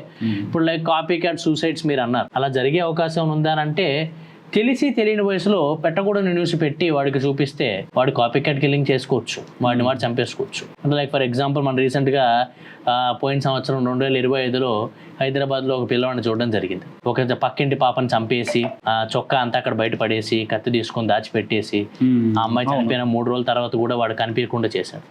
సో ఏజ్ రిలేటెడ్ కంటెంట్ అంటూ ఒకటి ఉంటుంది సార్, ఏజ్ రిలేటెడ్ కంటెంట్. ఎందుకంటే చిన్నపిల్లల వయసులో సూసైడ్స్ గురించి నువ్వు ఎక్స్ప్లెయిన్ చేసి సూసైడ్స్ ఉండే న్యూస్ చూపించి సూసైడ్స్ ఉండే పేపర్ చూపిస్తే వాడు ఎక్కడో చోట ప్రభావితం అయ్యే అవకాశాలు ఉంటాయి. సో రీసెంట్ గా కూడా మనం ఒకటి చూసాం సార్, ఈ కొరియన్ డ్రామా చూసి ఇద్దరు అమ్మాయిలు గేమ్ ఆడి ఇద్దరు కూడా సూసైడ్ చేసుకున్నారు. ఫ్యామిలీ మిస్టేక్ అనొచ్చా లేకపోతే అది డిజిటల్?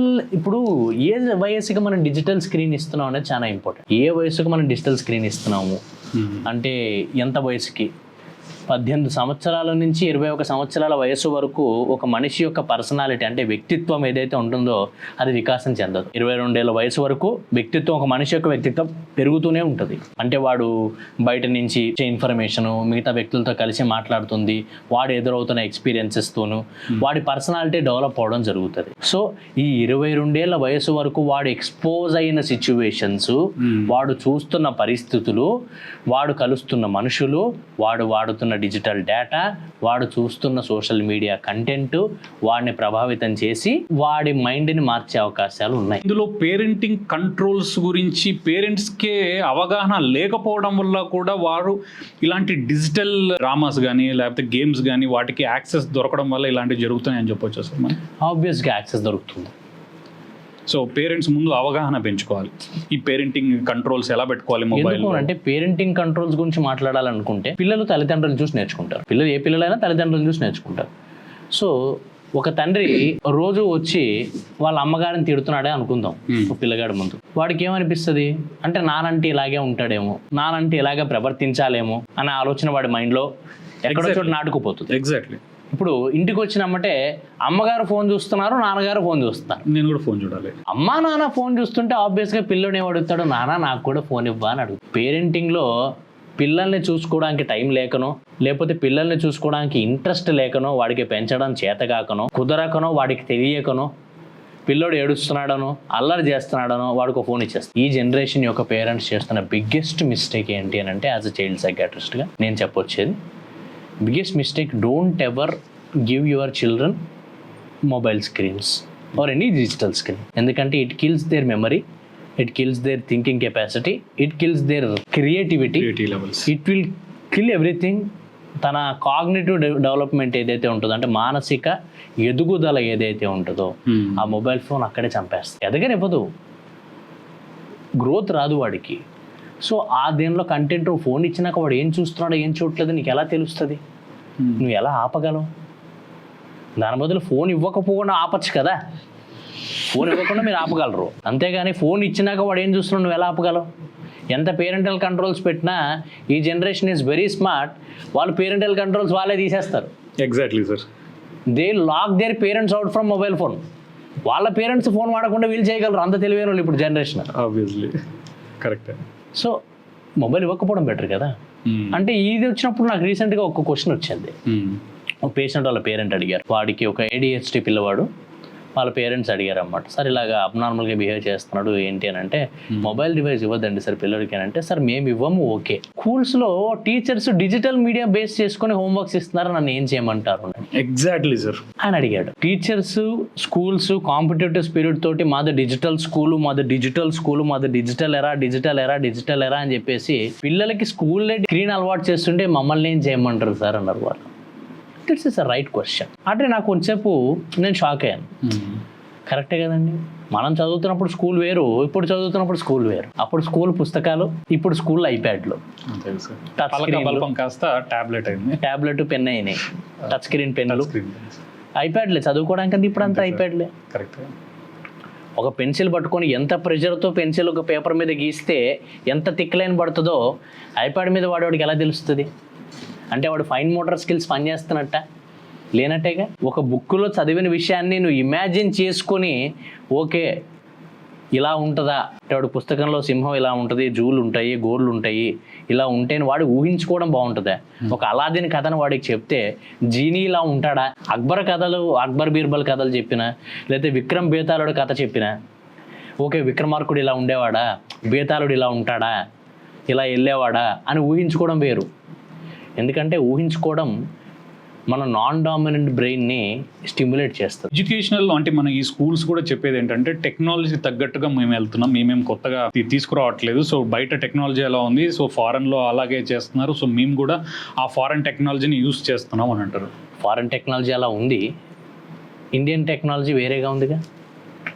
మన సనాతనం, మన ఇన్ని సంవత్సరాల హిస్టరీ, ఇన్ని సంవత్సరాలలో ఎంతమంది ఇంటెలిజెంట్ పర్సన్స్ ఉన్నారు, ఎంతమంది ఎమినెంట్ పర్సనాలిటీస్ ఉన్నారు, ఎన్ని ఇన్వెన్షన్స్ ఉన్నాయి. ఒక జగదీష్ చంద్రబోస్ అయితేనేమి, ఒక APJ అబ్దుల్ కలాం అయితేనేమి, ఒక శ్రీనివాస రామానుజన్ అయితేనేమి, వీళ్ళందరికీ డిజిటల్ స్క్రీన్స్ ఉంటేనే వచ్చాయా? వీళ్ళందరికీ డిజిటల్ స్క్రీన్స్ ఉంటాయి. అంతెందుకండి, సుందర్ పిచ్చయ్య గారు ఉన్నారు, సత్య నాదెల్ల గారు ఉన్నారు, వీళ్ళందరూ చదువుకునేటప్పుడు వీళ్ళకి డిజిటల్ స్క్రీన్స్ ఉన్నాయా?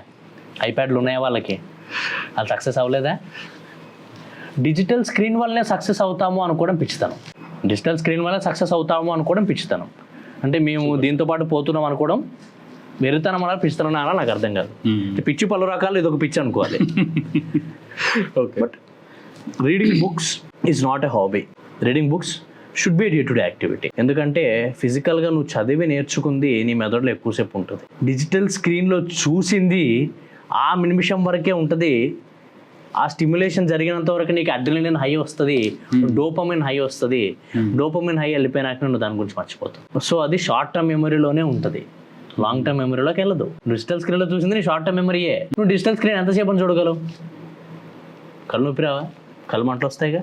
ఎంత వామ్ లైట్ పెట్టుకో, ఎంత నైట్ లైట్ పెట్టుకో, ఎంత బ్రైట్నెస్ తగ్గించేవాడు, ఎంత వాడినా కానీ డిజిటల్ స్క్రీనే కదా. ఈ సైకాట్రిక్ మెడిసిన్స్ కానీ ఒకసారి స్టార్ట్ చేస్తే లైఫ్ టైం తీసుకోవాల్సి వస్తుంది అని చాలామంది అంటుంటారు. మరి ఇది ఎంతవరకు నిజం సార్?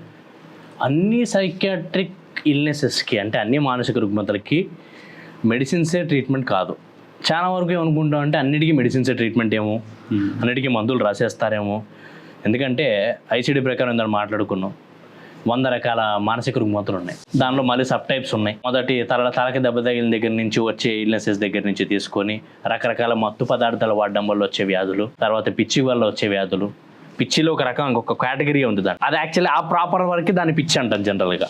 ఆ ప్రాపర్ వరకు వచ్చే పిచ్చి అంటే స్కిజోఫ్రెనియా, స్కిజో ఎఫెక్టివ్, వీటిని స్కిజోఫ్రెనియా కానీ స్కిజో ఎఫెక్టివ్ కానీ ఆ రకరకాల స్కిజోఫ్రెనియాస్, రకరకాల స్కిజో ఎఫెక్టివ్ డిజార్డర్స్. తర్వాత మూడ్ డిజార్డర్స్ అంటాం. అంటే మూడ్ వల్ల వచ్చే అబ్నార్మాలిటీస్ ఏమున్నాయి అంటే డిప్రెషన్ అయితేనేమి, మేనియా అయితేనేమి, బైపోలర్ అయితేనేమి, ఓకే, ఇవన్నిటిని మనము మూడ్ స్పెక్ట్రమ్ అంటాం. ఆ తర్వాత వచ్చేది మళ్ళీ యాంగ్జైటీ స్పెక్ట్రమ్ అంటే టెన్షన్ వ్యాధులు, టెన్షన్లు, పలు రకాల టెన్షన్లు, పలు రకాల ఫోబియాలు, ఓసిడీలు. సో ఓసిడి కూడా ఒక మానసిక వ్యాధి. ఓకే. సో ఇవన్నీ మానసిక రకాలైతే ఆ 100లో జస్ట్ ఒక థర్డ్ కేటగిరీ ఒకటే పిచ్చి అవుతుంది. ఓకే, మిగతా ఏవి పిచ్చి కాదు. థర్డ్ కేటగిరీ ఒకటే పిచ్చి. ఓకే, మిగతా అన్నిట్లో మూడ్ డిజార్డర్ అంటే మూడ్ డిజార్డర్లో పిచ్చి కాదు, అది మూడ్ అబ్నార్మాలిటీ. ఓసిడి పిచ్చి అవుతుంది కదా, ఓసిడి కూడా మానసిక రుగ్మతే. యాంగ్జైటీ పిచ్చి అవ్వదు, అది టెన్షన్. జనరలైజ్డ్ యాంగ్జైటీ అయితేనేమి, ప్యానిక్ డిజార్డర్ అయితేనేమి, రకరకాల ఫోబియాస్ అయితేనేమి. అంతేందుకు పుట్టుక నుంచి ఎదుగుదల వచ్చినప్పుడు ప్రాబ్లమ్స్ వస్తాయి కొంతమందికి. పుట్టినప్పటి నుంచి ఎదుగుదల, మెంటల్ రిటార్డేషన్, ఇంటలెక్చువల్ డిసబిలిటీ అంటున్నాం ఇప్పుడు వాటిని. ఇంటలెక్చువల్ డిసబిలిటీస్ అయితేనేమి, ADHDs, ఆటిజమ్స్, ఇవన్నీ పిచ్చి కాదు కదా. ఈ మధ్య ఆటిజం కూడా ఎక్కువ చూస్తున్నాం. డిజిటల్ స్క్రీన్స్ వల్ల ఆటిజమ్స్ వస్తాయి, అక్వైర్డ్ ఆటిజమ్స్ అని వస్తున్నాయి. డిజిటల్ స్క్రీన్ ఎక్కువ వాడితే వస్తుంది. సో ఆటిజం అయితేనేమి, ADHD అయితేనేమి, ప్రెగ్నెన్సీలో ఆడవాళ్ళకి వచ్చే మూడ్ డిజార్డర్లు అయితేనేమి, వచ్చే పిచ్చి లక్షణాలు అయితేనేమి, అడ్జస్ట్మెంట్ వల్ల వచ్చే ఇష్యూస్ అయితేనేమి, ఇవన్నీ మానసిక రుగ్మతలే. వీటన్నిటిలో అన్నిటికీ మందులు వాడాల్సిన అవసరం లేదండి. వీటిలో కొన్ని సబ్సెట్ వాటికే మందులు వాడాల్సి వస్తుంది. ఓకే, ఫర్ ఎగ్జాంపుల్ ఇప్పుడు ఒక వ్యక్తికి హెడ్ ఇంజురీ అయింది అంటే యాక్సిడెంట్ జరిగింది, తలకి దెబ్బ తగిలింది, మెదడు దెబ్బతినింది. కొంతమందిలో మెదడు దెబ్బతిన్నప్పుడు వాళ్ళకి బిహేవియర్ ప్రాబ్లమ్స్ రావడం జరుగుతుంది. అంటే కోప్పడడం, చిరాకు పడడం, అతని పర్సనాలిటీ మారిపోవడం, దానికి భయపడడం, ఇలాంటి లక్షణాలు మనం జనరల్గా తలకి దెబ్బ తగిలిన వాళ్ళు కొంతమందిలో చూస్తుంటాం. కొంతమంది మొజ్జుగా అయిపోవడం, డల్ అవ్వడము, పెద్దగా దేని మీద ఇంట్రెస్ట్ చూపించకపోవడము.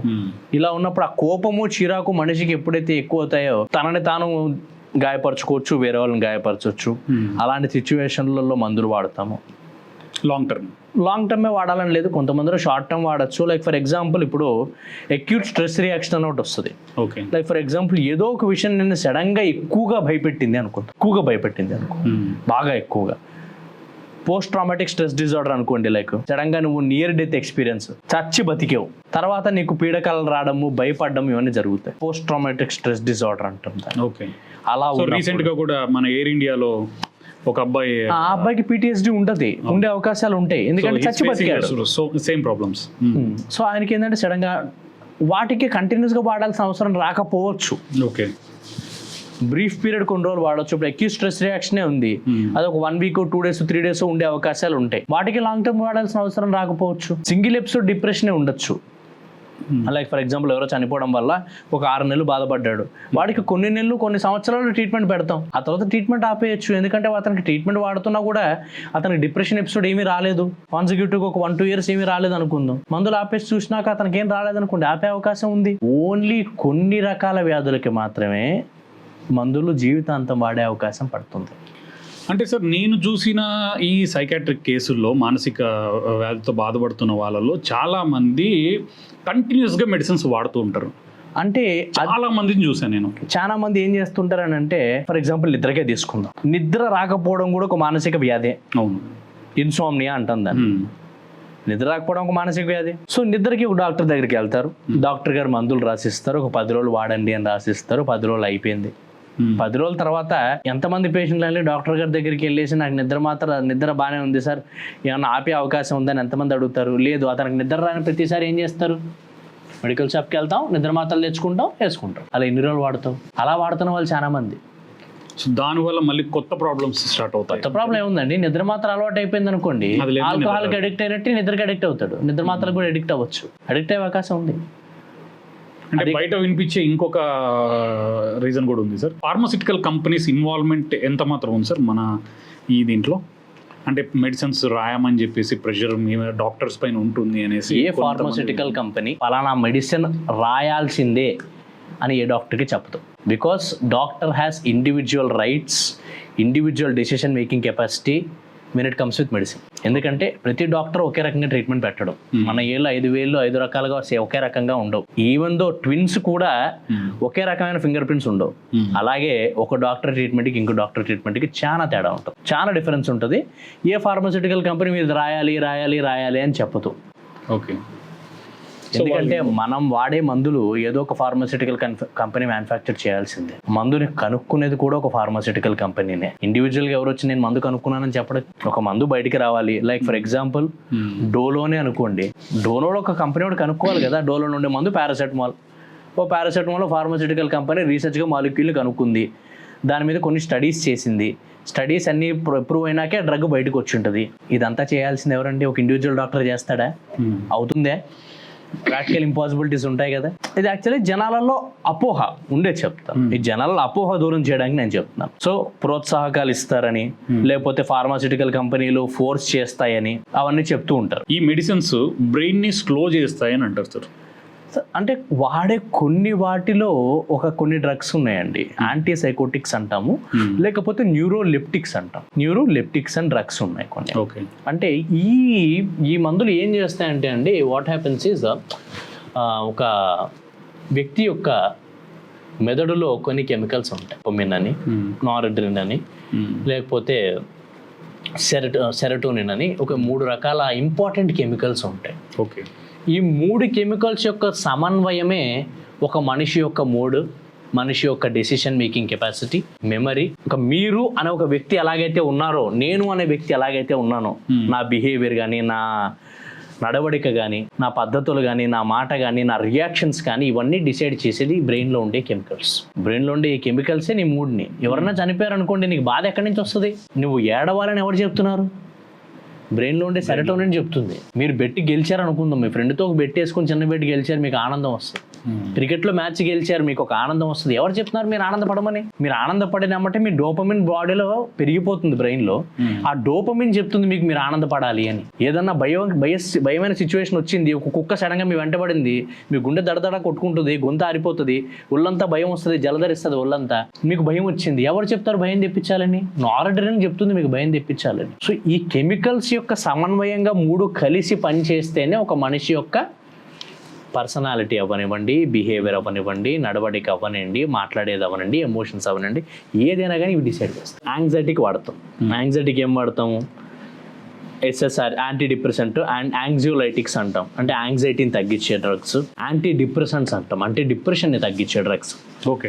యాంటీ సైకోటిక్స్ అంటే పిచ్చి లక్షణాలు ఉన్నప్పుడు వాడే డ్రగ్స్. యాంటీ కోలినర్జిక్స్ అంటే దానివల్ల వచ్చే సైడ్ ఎఫెక్ట్స్ని కానీ, లేకపోతే హైపర్ యాక్టివిటీ ఎక్కువ ఉన్నప్పుడు చేతులు వణికేవి, నరాల ఇబ్బంది ఉన్నప్పుడు వాడేవి ఆ డ్రగ్స్. మూడ్ స్టెబిలైజర్స్ అని కొన్ని ఉంటాయి. సో ఇవన్నీ ఈ మెదడులో ఉండి ఇవన్నీ కెమికల్స్ మీద పనిచేస్తాయి. స్టిమ్యులెంట్స్ అని కొన్ని వస్తాయి. ఆ మెడిసిన్స్ వల్ల కెమికల్స్ అనేది రిలీజ్ అవుతాయి అని అంటున్నారు, అంతేనా సార్? ఒక మానసిక రుగ్మతకి గురైన వ్యక్తిలో ఈ కెమికల్స్ నార్మల్ లెవెల్ మెయింటైన్ అవ్వవు. ఓకే. అప్ అండ్ డౌన్ అవుతుంటాయి. అయితే ఎక్కువ అవుతాయి, లేకపోతే తక్కువ అవుతాయి, లేకపోతే డిసీక్లిబ్రియం సెట్ అయ్యి. ఓకే. అంటే 3 నార్మల్ కాకుండా పైన కింద మీద తిరుగుతూ ఉంటాయి. ఫర్ ఎగ్జాంపుల్ ఒక వ్యక్తి భయంలో ఉన్నాడు అనుకుందాం, అతని సెరోటోనిన్ అబ్నార్మాలిటీ ఉంటుంది. సో అతనికి సెరటోనిన్ డ్రగ్స్ ఇస్తాం, అంటే ఆ మందు అతని మెదడులో ఉండే సెరటోనిన్ కాన్సన్ట్రేషన్ని పెంచడానికి ట్రై చేస్తుంది. మెదడులో ఉండే కాన్సన్ట్రేషన్ పెరిగినప్పుడు అతనికి ఆ భయం తగ్గి ప్రశాంతంగా అనిపించవచ్చు. ఓకే. డిప్రెషన్ ఉండే వ్యక్తిలో సెరటోనిన్ లెవెల్స్ చాలా తగ్గిపోతాయి. ఒక బాధలో ఉండే వ్యక్తి సెరటోనిన్ చాలా తగ్గిపోతుంది. ఆ సెరటోనిన్ తగ్గిపోయిన వ్యక్తిలో మనం యాంటీ డిప్రెసెంట్ ఇచ్చాం అనుకోండి, SSRI అంటే సెలెక్టివ్ సెరటోనిన్ రిఅప్టేక్ ఇన్హిబిటర్, SNRI అని వస్తాయి, NRIs అని వస్తాయి. ఇవన్నీ ఏం చేస్తాయంటే కలెక్టివ్ గా బ్రెయిన్ లో ఉండే సెరటోనిన్ కాన్సన్ట్రేషన్ పెంచుతాయి. ఆటోమేటిక్ గా వాడు మూడ్ నార్మల్ అవుతుంది, వాడు ఇంప్రూవ్ అవుతాడు, కాన్సన్ట్రేషన్ ఎబిలిటీ పెరుగుతుంది వాడికి. సో ఇవన్నీ ఓన్లీ మెడిసిన్స్ తోనే సాధ్యమవుతుందా sir? Medicine is only a part. మీరు వ్యక్తిగా మనం ఇలా అవ్వడానికి కారణం నేను ఒక్కడనేనా అంటే కరెక్ట్ కాదుగా. కానీ ఇలా అయ్యాను అంటే అవ్వదు. నేను ఇలా అవ్వడానికి మా అమ్మ, మా నాన్న, మా అన్నదమ్ములు, నా ఫ్రెండ్స్, నా చుట్టుపక్కల ఉండే ప్రపంచం, నా ప్రొఫెషన్ ఇన్ని కలిపి నన్ను ఇలా తయారు చేసాయి. ప్రతి వ్యక్తి అంతే. సో ప్రతి మానసిక రుగ్మత ఒక్క కారణం వల్ల రాదు, ప్రతి మానసిక రుగ్మత మందుల వల్లనే తగ్గదు. సో దానికి మరి మీరు ఆల్టర్నేట్ ఆప్షన్స్ ఏమున్నాయి సార్? ఆల్టర్నేట్ ఆప్షన్స్ చాలా ఉంటాయి. ఇప్పుడు ఒక షుగర్ వచ్చిన వ్యక్తికి, ఒక డయాబెటీస్ వచ్చిన వ్యక్తికి మనం ఏం చెప్తాం? రైస్ తినొద్దండి, షుగర్ బంద్ చేయండి, టీలు కాఫీలు తాగొద్దండి, ఇవే ఫ్రీక్వెంట్ గా అవన్నీ చెప్పే బదులు మొత్తం మందులే వేసుకోండి, మిగతావన్నీ తినండి అని చెప్తారా? అంటే అక్కడ బయట మామూలుగా వినపడుతుంటాయి సార్ ఇవి. మనకి ఇక్కడ కూడా మీరు రికమెండ్ చేస్తుంటారా? ఎంతమందికి చేస్తారో అనేది క్వశ్చన్ ఇక్కడ. సో ఎవ్రీ సైకాట్రిస్ట్ చేస్తాడా చేయడా అనేది నేను కామెంట్ చేయను, depends on their point of view. కానీ మాకు చదువు చెప్పేటప్పుడు సైకాట్రీలో మాకు నేర్పించేది ఒకటే, ఒక పేషెంట్ నువ్వు మేనేజ్ చేస్తున్నావు అని అంటే start from his family, end with his person. Family దగ్గర స్టార్ట్ చేసి తన పర్సనల్ లెవెల్ వరకు మొత్తం ఏమేమి చేంజ్ చేసుకోవాలి అన్నీ చెప్పాలి అని మాకు చెప్తారు చదువు చెప్పేటప్పుడు. సో నేను తూచా తప్పకుండా నేను పాటిస్తాను. మిగతా వాళ్ళ గురించి నాకు పెద్దగా తెలీదు, ఓకే, నేను చూడలేదు, నేను తెలియదు కాబట్టి నేనైతే తూచా తప్పకుండా పాటిస్తాను. మనం లోతుగా ఎంత లోతు అతని పర్సన్ యొక్క వ్యక్తిత్వంలోకి ఎంత లోతుగా వెళ్తామో, మనం అతనికి చెప్పాల్సింది, ఆవిడికి చెప్పాల్సిన చేంజెస్ ఏవైతే ఉంటాయో అవి మనం చెప్పడం కుదురుతుంది. లైక్ ఫర్ ఎగ్జాంపుల్ ఇప్పుడు ఒక పర్సనే ఉన్నాడు, అతనికి సడన్ గా టెన్షన్ వస్తుంది, సడన్ గా భయం వస్తుంది, కారణం తెలియదు, దాన్ని మనం పానిక్ డిజార్డర్ లేకపోతే యాంగ్జైటీ డిజార్డర్ అంటూ ఉంటాం. సో వాడు అలా టెన్షన్ పడుతూ ఉన్నప్పుడు వాడు ఎలా ఉంటాడంటే వాడి లైఫ్ స్టైల్ చాలా అధ్వానంగా ఉంది. అంటే ఏంటి, వాడు ఎప్పుడు ఫ్రైడ్ ఫుడ్ తింటాడు, ఎప్పుడు బయట కబాబ్లని బిర్యానీలని తింటూ ఉంటాడు, వాకింగ్ అట్రా చేయడు, ఏమి చేయకుండా రిలాక్స్డ్గా కూర్చొని ఉంటాడు. అన్నీ కూర్చున్నప్పుడు వ్యాధి తగ్గిపోవాలంటే తగ్గదుగా. సో వాడికి లైఫ్ స్టైల్ చేంజెస్ చెప్తాం. ఏంటి అని అంటే బీ యాక్టివ్, కొంచెం ఫిజికల్ యాక్టివిటీ, ఎక్సర్సైజ్లు గట్రా చేస్తూ ఉండండి. ఎందుకు చేయాలి? మీరు ఫిజికల్ యాక్టివిటీ చేసి మీ బ్రెయిన్లో ఎండార్ఫిన్స్ అనే కెమికల్ రిలీజ్ అయినప్పుడు, ఎండార్ఫిన్స్ అంటే ఎండోజినస్ మార్ఫిన్స్ అంటాం, అదొక రిపేర్ కెమికల్. మన మెదడులోని మన బాడీని రిపేర్ చేసే ఒక ఎండోజినస్ కెమికల్ లోపల రిలీజ్ అవుతుంది. ఓకే, మన బాడీ ఎప్పుడైతే ఫిజికల్ స్ట్రెస్ గురవుతుందో మన బాడీ ఎండార్ఫిన్స్ రిలీజ్ చేయడం స్టార్ట్ చేస్తుంది. ఓకే, ఈ ఎండార్ఫిన్స్ ఏం చేస్తాయంటే మన ఫిజికల్ అబ్నార్మాలిటీతో పాటు మన కెమికల్ అబ్నార్మాలిటీని కూడా చెక్ చేయడానికి ట్రై చేస్తుంది, దోహదపడుతుంది. సో ఈ ఎండార్ఫిన్స్ అనేది ఈ యోగా చేయడం వల్ల ఇలాంటి వాటి వల్ల పెరుగుతుందా sir? There is an effect. There are various research articles ఉన్నాయి. Yoga effects of yoga, meditation and yogic practices like pranayama, exactly, వీటన్నిటికీ మానసిక రుగ్మతలకి హెల్ప్ చేస్తాయి అని చాలా రీసెర్చెస్ ఉన్నాయి. ఓకే, సో ఇక్కడ మనం చూడొచ్చు మన పాస్ట్ హిస్టరీ మనకి ఎంత హెల్ప్ ఇస్తుందో, ఎంత బూస్ట్ ఇస్తుందో. ఎందుకంటే రీసెంట్గా మనం yogic day, international yoga day celebrate చేసుకుంటున్నాం అంటే అక్కడ మనం చూడొచ్చు వరల్డ్ వైడ్గా యోగాని ఎంతమంది యాక్సెప్ట్ చేశారు. యోగా పుట్టింది మన భారతదేశంలో అయితే దీన్ని మనకంటే ఎక్కువగా బయట కంట్రీస్లో ఎక్కువగా యూజ్ చేస్తున్నారు. అండ్ మీరు ఒకవేళ మనం హైదరాబాద్, బెంగళూరు ఇలాంటివి తీసుకుంటే సార్, అక్కడ మన ఈ సైకాట్రిక్ వాళ్ళు డెఫినెట్గా రెఫర్ చేస్తారు, యోగా చేయండి పలానా దీనికి అని చెప్తారు. బట్ మన అనంతపూర్లో మీకు వచ్చిన పేషెంట్స్లో మీరు ఎంతమందికి చెప్పారు, ఎంతమంది దాన్ని పాటించారు సార్? నేను పర్సనల్గా ప్రాణాయామ చేస్తానండి. నేను పర్సనల్గా ప్రాణాయామ ప్రాక్టీస్ చేస్తాను. కపాలభాతి, భస్త్రిక, అనులోమ విలోమ నేను చేస్తూ ఉంటాను. నేను రోజు చేస్తాను. ఒక 45 నిమిషాల నుంచి 45 నిమిషాల వరకు, గంట వరకు చేస్తూ ఉంటాను. ఇది సంవత్సరాల తరబడి నేను చేస్తున్నాను. సో నేను నా ప్రతి పేషెంట్కి, యాంగ్జైటీతో వచ్చిన పేషెంట్కి, డిప్రెషన్తో వచ్చిన పేషెంట్కి కూర్చోబెట్టి నేను ప్రాణాయామం నేర్పించి బయటికి పంపిస్తాను. నేను నేర్పించి పంపిస్తాను. ఎందుకంటే మీరు యూట్యూబ్లో చూసి నేర్చుకోండి అని అంటే ఎలా చేయాలో అర్థం కాదు. అందరికీ ప్రాణాయామం అంటే కాదు, దానిలో కొన్ని పద్ధతులు ఉంటాయి. అవును, ఆ పద్ధతులు అతను నేర్పిస్తేనే అర్థం అవుతుంది. ఎంతసేపు ఇన్హేల్ చేయాలి, ఎంతసేపు హోల్డ్ చేయాలి, ఎంతసేపు ఎక్స్హేల్ చేయాలి, ఎంతసేపు ఎక్స్హేల్ చేసిన ఎంటీ లంగ్స్ ను హోల్డ్ చేయాలి, ఆ బ్రీతింగ్ టెక్నిక్ ఏంటి, ఎలా చేయాలి, అవన్నీ నేర్పించకుండా రావండి. నేను ఒక గురువు దగ్గర నుంచి నేర్చుకున్నాను, నేను ఇంకొకరికి నేర్పించాలంటే కూర్చోబెట్టి నేర్పిస్తేనే అవుతుంది. ఎందుకంటే సార్ నా దగ్గర కన్సల్టేషన్ టైం మినిమం 45 నిమిషాలు, 45 మినిట్స్ ఒక పేషెంట్కి నేను తీసుకునేది. ఎందుకంటే వచ్చినప్పుడు అతను ఎప్పుడు పుట్టాడు అక్కడి నుంచి మొదలుపెట్టి అతను ఎంతవరకు వ్యాధి ఎందుకు వచ్చింది, అంతకుముందు వచ్చిందా లేదా, మందులు వాడుతున్నాడా లేదా, అతని లైఫ్ స్టైల్లో అబ్నార్మాలిటీస్ ఉన్నాయా, ఎక్కువగా అనవసరంగా మందులు ఏమైనా వాడుతున్నాడా, ఇవన్నీ చెక్ చేసుకొని దానివల్ల సైడ్ ఎఫెక్ట్స్ ఏమన్నా వచ్చినాయా చూసుకొని అట్ ప్రెసెంట్ వాడు లైఫ్ స్టైల్ మార్చి అతని పరిస్థితులు బట్టి చూసుకొని అతని ఎకనామీకి తగ్గట్టుగా మందులు రాసి ఇవ్వడం. ఇది కంప్లీట్ సైకాట్రిక్ కేర్. అంటే మందులు ఒకటే రాసి ఇవ్వడం కాదు, లైఫ్ స్టైల్ చేంజెస్ చెప్పాలి, తన లైఫ్ స్టైల్ ఏమేమి మార్చుకోవాలి, తన పాస్ట్ నుంచి ఏమేమి వదులుకోవాలి, ఫ్యూచర్లో ఏమేమి చేంజెస్ చేసుకోవాలి, చేసుకుంటే ఏమేమి చేంజెస్ వస్తాయి, అతని బాధను కలిగించేది అతని సైకాట్రిక్ ఇల్నెస్కి కారణమయ్యే విషయాలను ఎంతవరకు పట్టుకోవాలి, ఎంతవరకు వదిలేయాలి, వీటన్నిటిని అడ్రస్ చేసి మందులు ఒకవేళ రాస్తే ఈ మందుల వల్ల ఎటువంటి సైడ్ ఎఫెక్ట్స్ రావచ్చు, ఒకవేళ సైడ్ ఎఫెక్ట్స్ వస్తే నువ్వేం చేయాలి, ఈ మందులు ఎన్ని రోజులు వాడాలి, ఎన్ని రోజుల తర్వాత ఆపే అవకాశం ఉంటుంది, ఇన్ని మందులు రాస్తే ఎన్ని రాస్తున్నాడు, ఎందుకు రాస్తున్నాను, ఇవన్నీ చెప్పి ప్రిస్క్రిప్షన్ అతని చేతికిచ్చి అతనికి ఏ వ్యాధి ఉంది, ఇది తగ్గుతుందా తగ్గదా, ఇది జీవితాంతం ఉంటుందా ఉండదా, ఇవన్నీ చెప్పి పంపిస్తేనే దీనికి క్లారిఫికేషన్ ఇచ్చి మీరు పంపిస్తారా? నేనైతే ఇచ్చి పంపిస్తాను. ఇవన్నీ ఇస్తేనే కంప్లీట్ సైకాట్రిక్ కేర్ అవుతుంది. ప్రతి ఒక్క సైకాట్రిక్ ఇలాగే ఇచ్చి పంపిస్తారు సార్. ఎగ్జాక్ట్ టైం అనేది, టైం ఫ్రేమ్ అనేది, మీకున్న ప్రాబ్లంకి ఈ టైం ఫ్రేమ్లో తగ్గిపోతుంది అని ఒక ఏమన్నా చెప్పగలరా? అది అధ్యాయింపుగా చెప్పడం కుదరదు. ఓకే, ఇప్పుడు లైక్ ఫర్ ఎగ్జాంపుల్ ఒక పర్సన్కి బైపోలార్ ఎఫెక్టివ్ డిజార్డర్ ఉంది అనుకుందాం. బైపోలార్ ఎఫెక్టివ్ డిజార్డర్ అంటే 2 పోల్స్ ఉంటాయి. ఒకసారి డిప్రెస్ అయితే ఒకేసారి బాగా హైపర్ అయిపోతారు. హైపర్ని మేనియా అంటాము.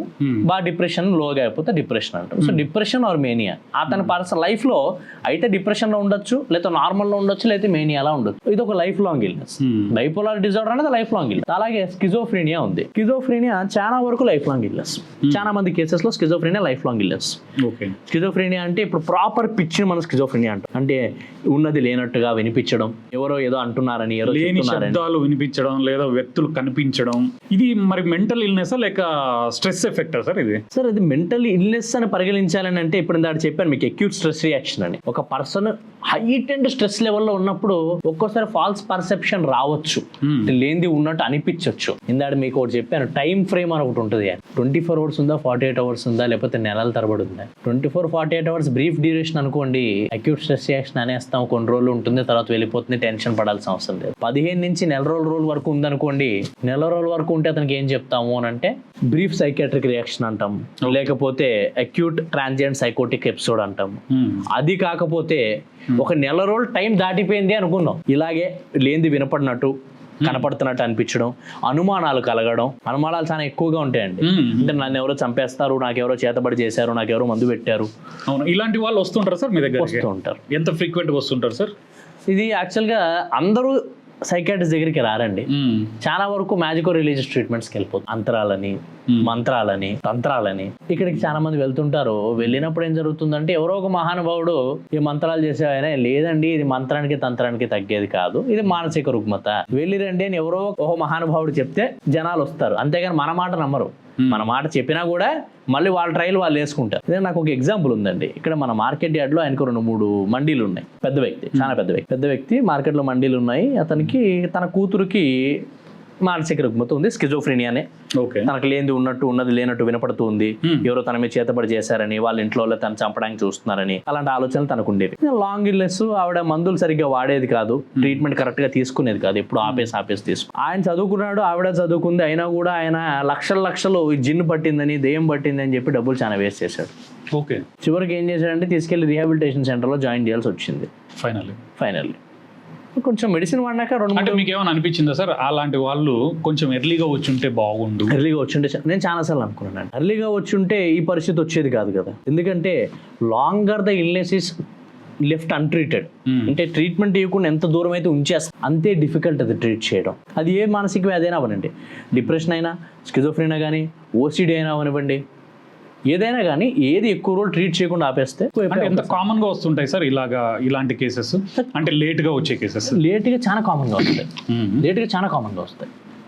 ఎందుకంటే మందికి రూరల్ బ్యాక్గ్రౌండ్ ఏరియా ఇదంతా. ఇది హైదరాబాద్, బెంగళూరు, ఢిల్లీ, ముంబై లాంటి సిటీ కాదు. పిచ్చిగా చేస్తే కొంచెం పిచ్చి. ఇంకోటి ఇక్కడ మ్యాజికో రిలీజియస్ ప్రాబ్లమే కాకుండా సొసైటల్ స్టిగ్మా అని ఒకటి ఉంటుంది. అంటే ఆత్మన్యూన్యత భావం, అంటే వేరే వాళ్ళు ఏదైనా అనుకుంటారేమో, మా వాళ్ళకి పిచ్చి ఉంది అంటారేమో, అంటారేమో, మా వాళ్ళకి పిచ్చి అని చెప్పి అందరూ దూరం పెడతారేమో. ఒక సైకాట్రిక్ దగ్గరికి, అంటే మనం ఇంగ్లీష్ లో అయితే సైకాట్రిక్ దగ్గరికి వెళ్తున్నాం అని చెప్పొచ్చు సార్, బట్ పల్లెటూరులో మేము అనేది మెంటల్ డాక్టర్ దగ్గరికి వెళ్తున్నాము. సో మీరు అక్కడ పోతున్నారంటే మీకు మెంటల్ ఉంది అనేసి ఆ ఫీల్డ్లో, అంటే ఆ ఫీలింగ్లో బతుకుతుంటారు. అందుకే నేను ఇందాక మీకు స్టార్టింగ్లోనే ఏం చెప్పాను, 100 రకాల మానసిక రుగ్మతలు ఉంటే దానిలో 10 రకాలు మాత్రమే పిచ్చి. మిగతా 90 కాదుగా. సో మీరు దేవుడిని నమ్ముతారా సార్ మరి? నేను దేవుడిని నమ్ముతాను. సో అంటే ఆబ్వియస్లీ దయ్యాన్ని కూడా నమ్ముతారు మీరు? దెయ్యాన్ని నమ్ముతానా నమ్మకపోతానా అనేది నా విఘ్నత మీద డిపెండ్ అయి ఉంటుంది. ఓకే. అంటే ఇప్పుడు నా పరిధికి నాకు అర్థం కాలేదు అని అంటే నేను దేవుడు అనుకుంటాను. దెయ్యాన్ని నేను ఎప్పుడు నమ్మలేదు. సో దేవుడు ఉన్నాడు అంటే దయ్యం కూడా ఉన్నట్టే కదా సార్? పాజిటివ్ ఉంటే ప్రతిసారి నెగిటివ్ ఉండాలని రూల్ లేదు. Okay. So how can you justify that sir? ఇప్పుడు పాజిటివ్ ఉంటే, లైక్ ఫర్ ఎగ్జాంపుల్ వేడి ఉందనుకోండి, మనకు వెచ్చగా అనిపిస్తుంది. వేడి లేకపోవడమే చల్లదనం. చల్లదనం సపరేట్ ఎంటిటీ కాదు. వేడి లేకపోవడం చల్లదనం, వెలుగు లేకపోవడం చీకటి. ఓకే. చీకటి సపరేట్గా రాలేదండి, వెలుగు లేకపోవడం వల్ల చీకటి ఉంది. సో దైవత్వాన్ని నమ్మకపోవడమే, లేదా దేవుడు లేడు అని అనుకోవడమే సెకండ్ పాయింట్ అనుకోవచ్చు మీరు. అందుకే నేనేమంటానంటే దేవుడు సరాంతరమే నేను నమ్ముతాను కాబట్టి నా కాన్సెప్ట్లో దెయ్యం లేదు, నా కాన్సెప్ట్లో లేదు. ఓకే. మిగతా కాన్సెప్ట్ నేను లేదు అని నేను చెప్పను. అలా అని చెప్పేసి స్కిజోఫ్రీనియా ఉన్నవాడికి దెయ్యం పట్టింది అని అంటే నేను ఒప్పుకోను. Super sir. పేషెంట్ని ఎక్కువగా నష్టపరిచేది డిసీజా లేక ఫ్యామిలీ బిహేవియర్? Family behaviour. ఎలా సార్? ఎందుకనంటే ఫ్యామిలీ ఒక పర్సన్ యొక్క వ్యక్తిత్వంలో కానీ ఒక ఇల్నెస్ డెవలప్మెంట్లో ఫ్యామిలీ రోల్ చాలా పెద్దది. ఎందుకంటే ఇప్పుడు చిన్నప్పుడు తల్లిదండ్రులు కొట్టుకొని విడిపోయినారు, డివోర్స్ తీసుకున్నారు అనుకుందాం. అమ్మాయి ఉంది, కూతురు ఉంది, వాళ్ళని చూసింది. రోజు తండ్రి వచ్చి అమ్మను కొట్టి, లేకపోతే అమ్మ రోజు తండ్రి మీద కొట్లాడుతూ గొడవ పడుతూ వాళ్ళు లాస్ట్కి విడిపోయారు. కోర్టులో విడిపోయారు ఇద్దరు. కోర్టులో విడిపోయినప్పుడు కోర్టులో కూడా ఇద్దరికి పరస్పరంగా గొడవ జరిగింది. కూతురు ఉంది వాళ్ళకి. కూతురు చివరికి అమ్మ దగ్గరికి వచ్చేసింది. తండ్రి వెళ్ళిపోయాడు. తండ్రి అయిపోయింది, అమ్మ పెంచుకుంది. ఈవిడ పెద్ద అయింది. ఈవిడ పెద్ద అయినాక ఈవిడికి జాబ్ వచ్చింది. ఎక్కడ? కోర్టులో వచ్చింది. ఓకే. కోర్టు క్లర్క్గా ఈవిడికి జాబ్ వచ్చింది. సో రోజు వీడు చూసే ఏంటిది? డివోర్స్ కోర్టులో కోర్ట్ క్లర్క్గా జాబ్ వచ్చింది, ఫ్యామిలీ కోర్టు. ఈవిడ రోజు చేసే పని ఏంటి? రోజు డివోర్సులు చూడడం. చిన్నప్పుడు ఆవిడకి తగిలిన దెబ్బ ఏంటి? అమ్మా నాన్న డివోర్స్ తీసుకోవడం. రోజు చూస్తున్న పని ఏంటి? డైవోర్సులు చూడడం. చూసి ఆవిడ మనసు విరిగిపోయి, ఆవిడ మానసికంగా బాగా దెబ్బతిని లాస్ట్కి పిచ్చి పట్టి, ఏంది ఉన్నట్టు ఉన్నది లేనట్టు, తనని ఎవరో ఏదో చేస్తున్నారని, తన కోర్టులోనే తనకు అగేన్స్ట్ గా కన్స్పైర్ చేస్తున్నారని, జడ్జే తనని ఏదో చంపేయడానికి చూస్తున్నాడని, తన మీద కేసు వేయడానికి చేస్తున్నాడని ఆవిడ కోర్టులోనే పిచ్చిదానిలా ప్రవర్తించి జడ్జిను కొట్టేసి. అంటే కొట్టేంత వరకు పోలీసులు మరి వాళ్ళు ఏం చేస్తున్నారు సార్? అంటే సడన్ గా లేచి జడ్జి మీదకి కొట్టేయడానికి పోయింది. ఓకే. సో ఆవిడ మీద ఎంక్వైరీ జరిగింది. తర్వాత ఆవిడకి మానసిక రుగ్మత ఉందని తేలింది. తర్వాత ఆవిడ ట్రీట్మెంట్ తీసుకుంటున్నారు. వాళ్ళ హస్బెండ్ ఇంకా కష్టపడుతున్నారు ఆవిడ ట్రీట్మెంట్ గురించి. ఇది యాక్చువల్లీ రియల్ స్టోరీ. ఇది నేను క్రియేట్ చేసింది కాదు. ఇది నా ఒక పేషెంట్ యొక్క డీటెయిల్ ఇది. ఓకే. సో ఒక పేరెంట్స్ యొక్క ఎఫెక్ట్, ఒక ఫ్యామిలీ యొక్క ఎఫెక్ట్ ఒక పిల్లల మీద, తన ఫర్దర్ లైఫ్ మీద ఎంత ఉంటుందో చూపించడానికి నేను చెప్పాను. ఓకే. సో వాళ్ళ బిహేవియర్ అనేది చాలా ఇంపార్టెంట్. ఇప్పుడు చెప్పా కదా, మేము పేరెంట్స్ మొబైల్ వాడితే పిల్లలు మొబైల్ వాడే అవకాశం ఉంటుంది. పేరెంట్స్ ఎంత అన్యోన్యంగా ఉంటే పిల్లలు అంత హ్యాపీగా ఉంటారు. పేరెంట్స్ ఎంత కొట్లాడుతుంటే పిల్లలు అంత డిస్సాటిస్ఫైడ్గా ఉంటారు. బేసిక్గా పేషెంట్స్ కూడా వస్తారు కదా సార్, నాకు ఏం లేదన్నా కూడా వాళ్ళు ట్రీట్మెంట్కి ఫోర్స్ చేస్తూ ఉంటారు. అలా చేయొచ్చా సార్? ఫోర్స్ చేయొచ్చు. యాక్చువల్గా mental health care act 2017 mental health కోసం అని చెప్పి సపరేట్ లా వచ్చింది, which preserves the rights of persons with mental illness. ఈ యాక్ట్ ఎందుకు వచ్చింది అంటే మానసిక రోగుల యొక్క రైట్స్ ని, హక్కులని, వాటి లక్ష్యాలని, వాళ్ళ డ్యూటీస్ ని ఒక సైకియాట్రిస్ట్ ఏం చేయాలి, ఏం చేయకూడదు, ఒక సైకాలజిస్ట్ ఏం చేయాలి, ఏం చేయకూడదు, ట్రీట్మెంట్ ఎలా ఇవ్వాలి, ఎలా ఇవ్వకూడదు, వీటన్నిటిని చెప్పడానికి ఒక సపరేట్ లా ఉంది మా 2010. బ్రీఫ్ గా ఒక 2 points లో చెప్పగలరా సార్? అంటే నేను అడిగిన క్వశ్చన్స్ కి వాళ్ళని ఫోర్స్ చేయొచ్చా, చేయకూడదా? ఫోర్స్ ఎప్పుడు చేయాలి, ఎప్పుడు చేయకూడదు, రెండు ఉంటాయి. ఎప్పుడు చేయాలి? When a person is danger to himself, అతని వల్ల అతనికి డేంజర్, అంటే అతని వల్ల ఇంకొకరికి డేంజర్ అయితే అప్పుడు ఫోర్స్ చేయొచ్చు. ఓకే. అంటే నేను చచ్చిపోతాను అని చెప్పి అతను విషయం తాగడానికి ట్రై చేస్తుంటే అతన్ని బలవంతంగా తీసుకొచ్చి హాస్పిటల్ అడ్మిట్ చేయొచ్చు. ఫర్ ఎగ్జాంపుల్, అతనికి పిచ్చి పట్టింది, రోడ్డు మీద కత్తి పట్టుకొని తిరుగుతున్నాడు. ఒక గంజాయి తాగుతున్న వ్యక్తి గంజాయి తాగేసి గంజాయి మత్తులో ఎవరినో చంపడానికి వెళ్తున్నాడు, లేదా కొట్టడానికి వెళ్తున్నాడు. అలా సిచ్యువేషన్ లో అతన్ని బలవంతంగా తీసుకొచ్చి హాస్పిటల్ అడ్మిట్ చేసే హక్కు లా ఇచ్చింది. ఏమంటే అది ఎవరు చేయాలి? ఓకే. ఎవరు చేయాలని కూడా ఇక్కడ ఉంది. ఎవరు చేయాలి? పోలీసులు చేయాలి. They have right. They have the right. లేకపోతే అడ్వాన్స్డ్ డిరెక్టివ్ అని ఒకటి ఉంది, నామినేటెడ్ రిప్రజెంటేటివ్ అని ఇంకోటి ఉంది. ఇది చాలా మంది ఉపయోగించుకోరు. కానీ ఒక మానసిక రుగ్మత ఉండే వ్యక్తి నాకు మానసిక స్థితి బాలేని సిచ్యువేషన్ లో నా కోసం డెసిషన్లు ఎవరు తీసుకోవచ్చు నాకు వీళ్ళు రాయొచ్చు ముందుగానే. స్కిజోఫ్రీనియా ఉంది అని తెలుసు, వయసు పెరిగే కొద్ది స్కిజోఫ్రీనియా ఎక్కువ అయిపోయే అవకాశాలు ఉన్నాయి. ఎప్పుడైనా నాకు పిచ్చి ముదిరిపోయి నేను డెసిషన్ తీసుకోలేని పక్షాన నా కోసం ఈ వ్యక్తి డెసిషన్స్ తీసుకోవచ్చు అని రిటర్న్ గా పేపర్ లో రాసి అఫిడవిట్ చేయించుకొని ఈ అఫిడవిట్ ని స్టేట్ మెంటల్ హెల్త్ బోర్డు ఉంటుంది, మెంటల్ హెల్త్ రివ్యూ బోర్డు అని ఉంటుంది. ఓకే, ఆ స్టేట్ మెంటల్ హెల్త్ రివ్యూ బోర్డుకి సబ్మిట్ చేసి దీన్ని అడ్వాన్స్ డైరెక్టివ్ అంటారు. ఆ విల్లులో ఉండే పర్సన్ నామినేటెడ్ రిప్రజెంటేటివ్ అవుతాడు. ఓకే, అడ్వాన్స్ డైరెక్టివ్ సబ్మిట్ చేసినాక అప్పుడు మానసిక స్థితి లేనప్పుడు ఇతనేమైనా అడ్వాన్స్ డైరెక్టివ్ చేశాడా, ఒకవేళ అడ్వాన్స్ డైరెక్టివ్ చేస్తే దానిలో నామినేటెడ్ రిప్రజెంటేటివ్ ఎవరు అంటే అతని ట్రీట్మెంట్ నేను ముందు రాసుకోవచ్చు. ఈ వెసులుబాటు మనకు లా కల్పించింది. ఒకవేళ అడ్వాన్స్ డైరెక్టివ్ లేని పక్షాన పోలీసులు మ్యాజిస్ట్రేట్ ముందు పేషెంట్ని ప్రవేశపెట్టి మ్యాజిస్ట్రేట్ గారు పేషెంట్ గవర్నమెంట్ హాస్పిటల్కి రిఫర్ చేసి సైకాట్రీ డిపార్ట్మెంట్కి అక్కడ ఇద్దరు సీనియర్ సైకాట్రిస్టులు ఎగ్జామిన్ చేసి వేరు టైంలలో సేమ్ టైంలో కాకుండా వేరు టైంలలో ఆ పేషెంట్ని ఎగ్జామిన్ చేసి అతనుకుండే రుగ్మతని కన్ఫర్మ్ చేసి లెటర్ రాసి ఇతని సిచ్యువేషన్ ఇలా ఉంది అని రాసి ఇది తీసుకెళ్లి మ్యాజిస్ట్రేట్కి ఇస్తే మ్యాజిస్ట్రేట్ సంతకం చేసి ఇతనికి మానసిక రుగ్మత ఉంది, ఇతన్ని తీసుకెళ్ళి పిచ్చి ఆసుపత్రిలో లేకపోతే మెంటల్ హెల్త్ ఇన్స్టిట్యూషన్లో జాయిన్ చేయండి అని మ్యాజిస్ట్రేట్ ఆర్డర్ ఇస్తే ఈ ఆర్డర్ తీసుకొని పోలీసులు తీసుకెళ్ళి అతన్ని పిచ్చి ఆసుపత్రిలో కానీ మెంటల్ ఆసుపత్రి ఇన్స్టిట్యూషన్లో కానీ జాయిన్ చేయాల్సి ఉంటుంది. ఇది ప్రొసీజర్. ఓకే లా ప్రకారం. లేదు అనుకోండి, ఒక చిన్న పిల్లవాడు ఉన్నాడు, వాడికి స్కిజోఫ్రెనియానే ఉంది అనుకున్నాం. ఎందుకంటే పిల్లల్లో కూడా పిచ్చి రావచ్చు, పిల్లల్లో కూడా డిప్రెషన్ రావచ్చు. నేను 10 సంవత్సరాల వయసున్న డిప్రెషన్ పిల్లని చూసాను.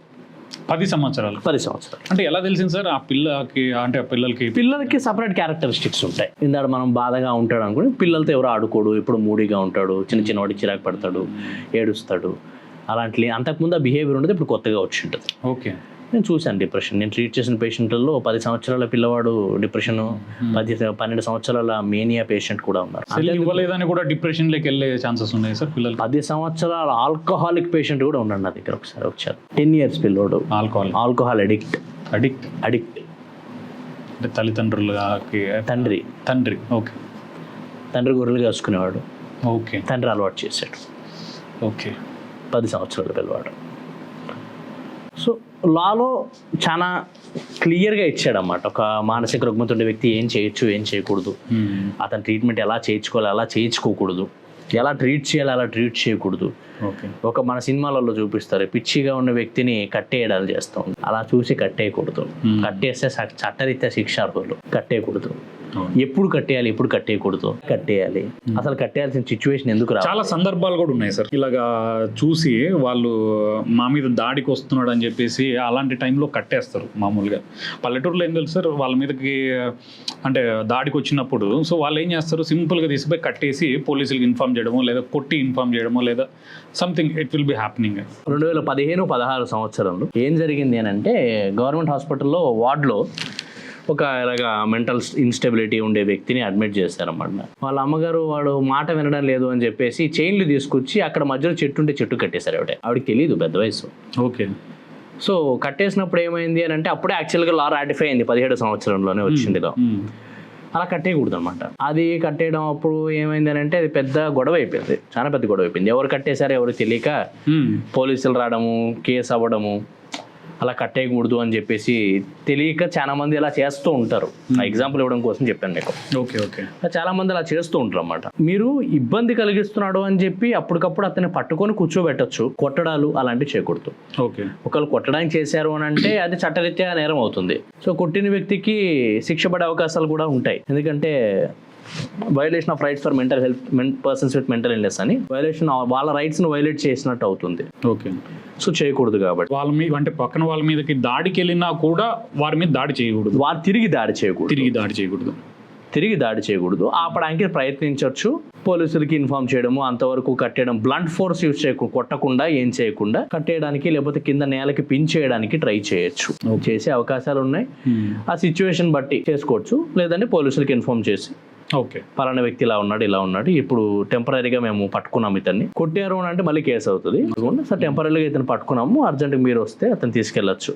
అప్పుడు వాళ్ళని ఇందాక చెప్పిన ప్రొసీజర్ వాళ్ళు ఆ ప్రొసీజర్ ఫాలో అయ్యి మ్యాజిస్ట్రేట్ ముందు ప్రొడ్యూస్ చేసి దాని తగ్గట్టుగా డెసిషన్ తీసుకుంటారు, ప్రోటోకాల్ ఫాలో అవుతారు. ఈ జనరేషన్లో యాంగ్జైటీ, పానిక్ అటాక్స్ ఎందుకు పెరుగుతున్నాయి సార్? దానికి ప్రధాన కారణం ఏమిటంటారు మీరు? ఒకప్పుడు చెప్పాను దాన్ని మీకు స్టార్టింగ్లో చెప్పాను, ఫ్యామిలీస్ గురించి, జాయింట్ ఫ్యామిలీస్ అవనివ్వండి, పంచుకోవడానికి ఒక మనిషి ఉండడం కానివ్వండి. ఇప్పుడంతా డిజిటల్ మీడియా, డిజిటల్ ప్రపంచం. పైన ఫ్లోర్లో కొడుకు కూతురు పైన ఉంటే కింద ఫ్లోర్లో తండ్రి తల్లు డిన్నర్ అయిపోయింది రారా అని చెప్పడానికి కూడా ఫోన్ చేసి రమ్మంటున్నారు కిందకి, వాట్సాప్లో మెసేజ్ పెట్టుకుంటారు. సో యాంగ్జైటీ ఎందుకు వస్తుందనంటే ఫెయిలింగ్ ఆఫ్ కోపింగ్ మెకానిజం. ఎందుకు వస్తుందనంటే family dynamic, individual tolerance for stress, tolerance for pressure. So చిన్నప్పటి నుంచి బాగా గోమ్గా పెంచడం వల్ల స్లైటెస్ట్ ప్రెషర్ని కూడా తట్టుకోలేకపోవడం, ఓకే, గారాబంగా చేసుకోవడం వల్ల ఈ జనరేషన్లో గారాబం ఎక్కువైపోయింది. ఎక్స్పోజర్ కూడా ఉండడం లేదు, ఎందుకంటే స్ట్రెస్లో సొసైటీలో ఉండే వేరియస్ రకాల స్ట్రెస్కి ఎక్స్పోజ్ కానికుండా పేరెంట్స్ పిల్లల్ని బాగా ప్రొటెక్ట్ చేసేస్తున్నారు. బాగా ప్రొటెక్ట్ చేయడం వల్ల ఏమవుతుంది అని అంటే, లైక్ ఫర్ ఎగ్జాంపుల్ ఇప్పుడు బయటికి వెళ్ళినప్పుడు ఏదైనా బైక్ పక్కకి వెళ్ళినప్పుడు ఆ మనిషి అరుస్తాడు అని చెప్పి ఇప్పుడు జనాలకు తెలియదు కదా. ఒకప్పుడు అంటే అరుస్తారంటే అన్న సారీ అన్న ఏదో చెప్పేసి పక్క వెళ్ళిపోవడం. గొడవలు జరిగినప్పుడు ఎలా హ్యాండిల్ చేయాలి, ఎలా హ్యాండిల్ చేయకూడదు, ఎలా మాట్లాడాలి, ఎలా మాట్లాడకూడదు, అసలు గొడవలకే దూరంగా పెడితే అలా అని చెప్పి గొడవలు పడమనే కాదు, ఎక్కడో గొడవ జరుగుతుంది, ఇతను అక్కడ ఉన్నాడు ఆ సిచ్యువేషన్లో ఎలా రియాక్ట్ కావాలి, ఆ రియాక్షన్ మనం నేర్పిస్తామా? నేర్పియం. అక్కడ ఎక్స్పోజ్ కానివ్వం కదా. ఇప్పుడు క్రికెట్ గేమ్ ఆడుతున్నప్పుడు చిన్నపిల్లలు తగాద పడ్డారు కదా అని చెప్పేసి పేరెంట్స్ ఎక్కువ ఇన్వాల్వ్ అయిపోయి మీ అబ్బాయి మా అబ్బాయిని తిట్టాడు, మీ అబ్బాయి మా అబ్బాయిని అన్నాడు, వాళ్ళ పిల్లలు వాళ్ళు చూసుకుంటారు. Over involvement, over protectiveness. దానివల్ల ఏమవుతారంటే వాడికి ఫర్దర్గా ఎప్పుడైనా స్ట్రెస్ వచ్చినా కూడా తట్టుకోలేరు. చిన్నప్పటి నుంచి పిల్లలకి ఎటువంటి కష్టం కలగకుండా పెంచడం వల్ల, మరీ సుఖంగా పెంచడం వల్ల, మరీ సున్నితంగా పెంచడం వల్ల కూడా మీరు అన్నట్టు ఈ జనరేషన్ పిల్లలకి పానిక్ డిజార్డర్లు, స్ట్రెస్లు, చిన్న వాటికే స్ట్రెస్లు. ఈవెన్ స్కూల్లో కూడా టీచర్ కొడితే కూడా వీళ్ళు చాలా, మనం స్కూల్ చదువుతున్నప్పుడు సార్ చేతులు వాచేవి సార్, రక్తాలు కూడా వచ్చేవి, మోకాలతో పరిగెట్టించేవాళ్ళు, గోడ కుర్చీలు వేయించడాలు. ఇప్పుడు పేరెంట్స్ ఎలా అయిపోయారంటే మా అబ్బాయిని మీరు ఎందుకు తిడుతున్నారు, మా అబ్బాయిని మీరు ఎందుకు కొడుతున్నారు? సామదాన వేద దండోపాయాలు 4 ఉన్నాయండి. సామం చెప్పి చూస్తాం, వేదం పోల్చి చూస్తాం, దానం ఏదన్నా ఇచ్చి చూస్తాం, తర్వాత దండోపాయం అంటాం. జనరల్గా ఇవన్నీ యాక్చువల్గా మనకి మన పురాణాల్లో చెప్పారు, కానీ సైకాలజీలో కూడా సేమ్ టర్మ్స్ ఉంటాయి. సైకాలజీలో కూడా positive reinforcement, negative reinforcement, punishment అంటాం మేము. అంటే పాజిటివ్ రీఎన్ఫోర్స్మెంట్ అంటే ఏదైనా మంచి విషయం చేశారనుకోండి, అతనికి ఏదైనా రివార్డ్ ఇస్తుంది. పాజిటివ్ రీఎన్ఫోర్స్మెంట్ చిన్నపిల్లల్లో నేర్పించడం ఇలాగే నేర్పిస్తాను చిన్నపిల్లలు. ఓకే. నెగిటివ్ రీఎన్ఫోర్స్మెంట్ అంటే ఏదైనా చేయకూడని విషయం చేశాడు అనుకోండి, వాడికి ఇష్టమైన ఒక వస్తువు ఇవ్వడం ఆపేస్తాం, అదే నెగిటివ్ రీఎన్ఫోర్స్మెంట్. పనిష్మెంట్ ఏదైనా చేయకూడని పని చేశారనుకోండి, వాడికి ఒక నెగిటివ్ రియాక్షన్ ఇస్తాం, అంటే అరవడము, తిట్టడము, చిన్నగా కొట్టడము, పనిష్మెంట్ ఇవ్వడము, దీన్ని పనిష్మెంట్ అంటాం.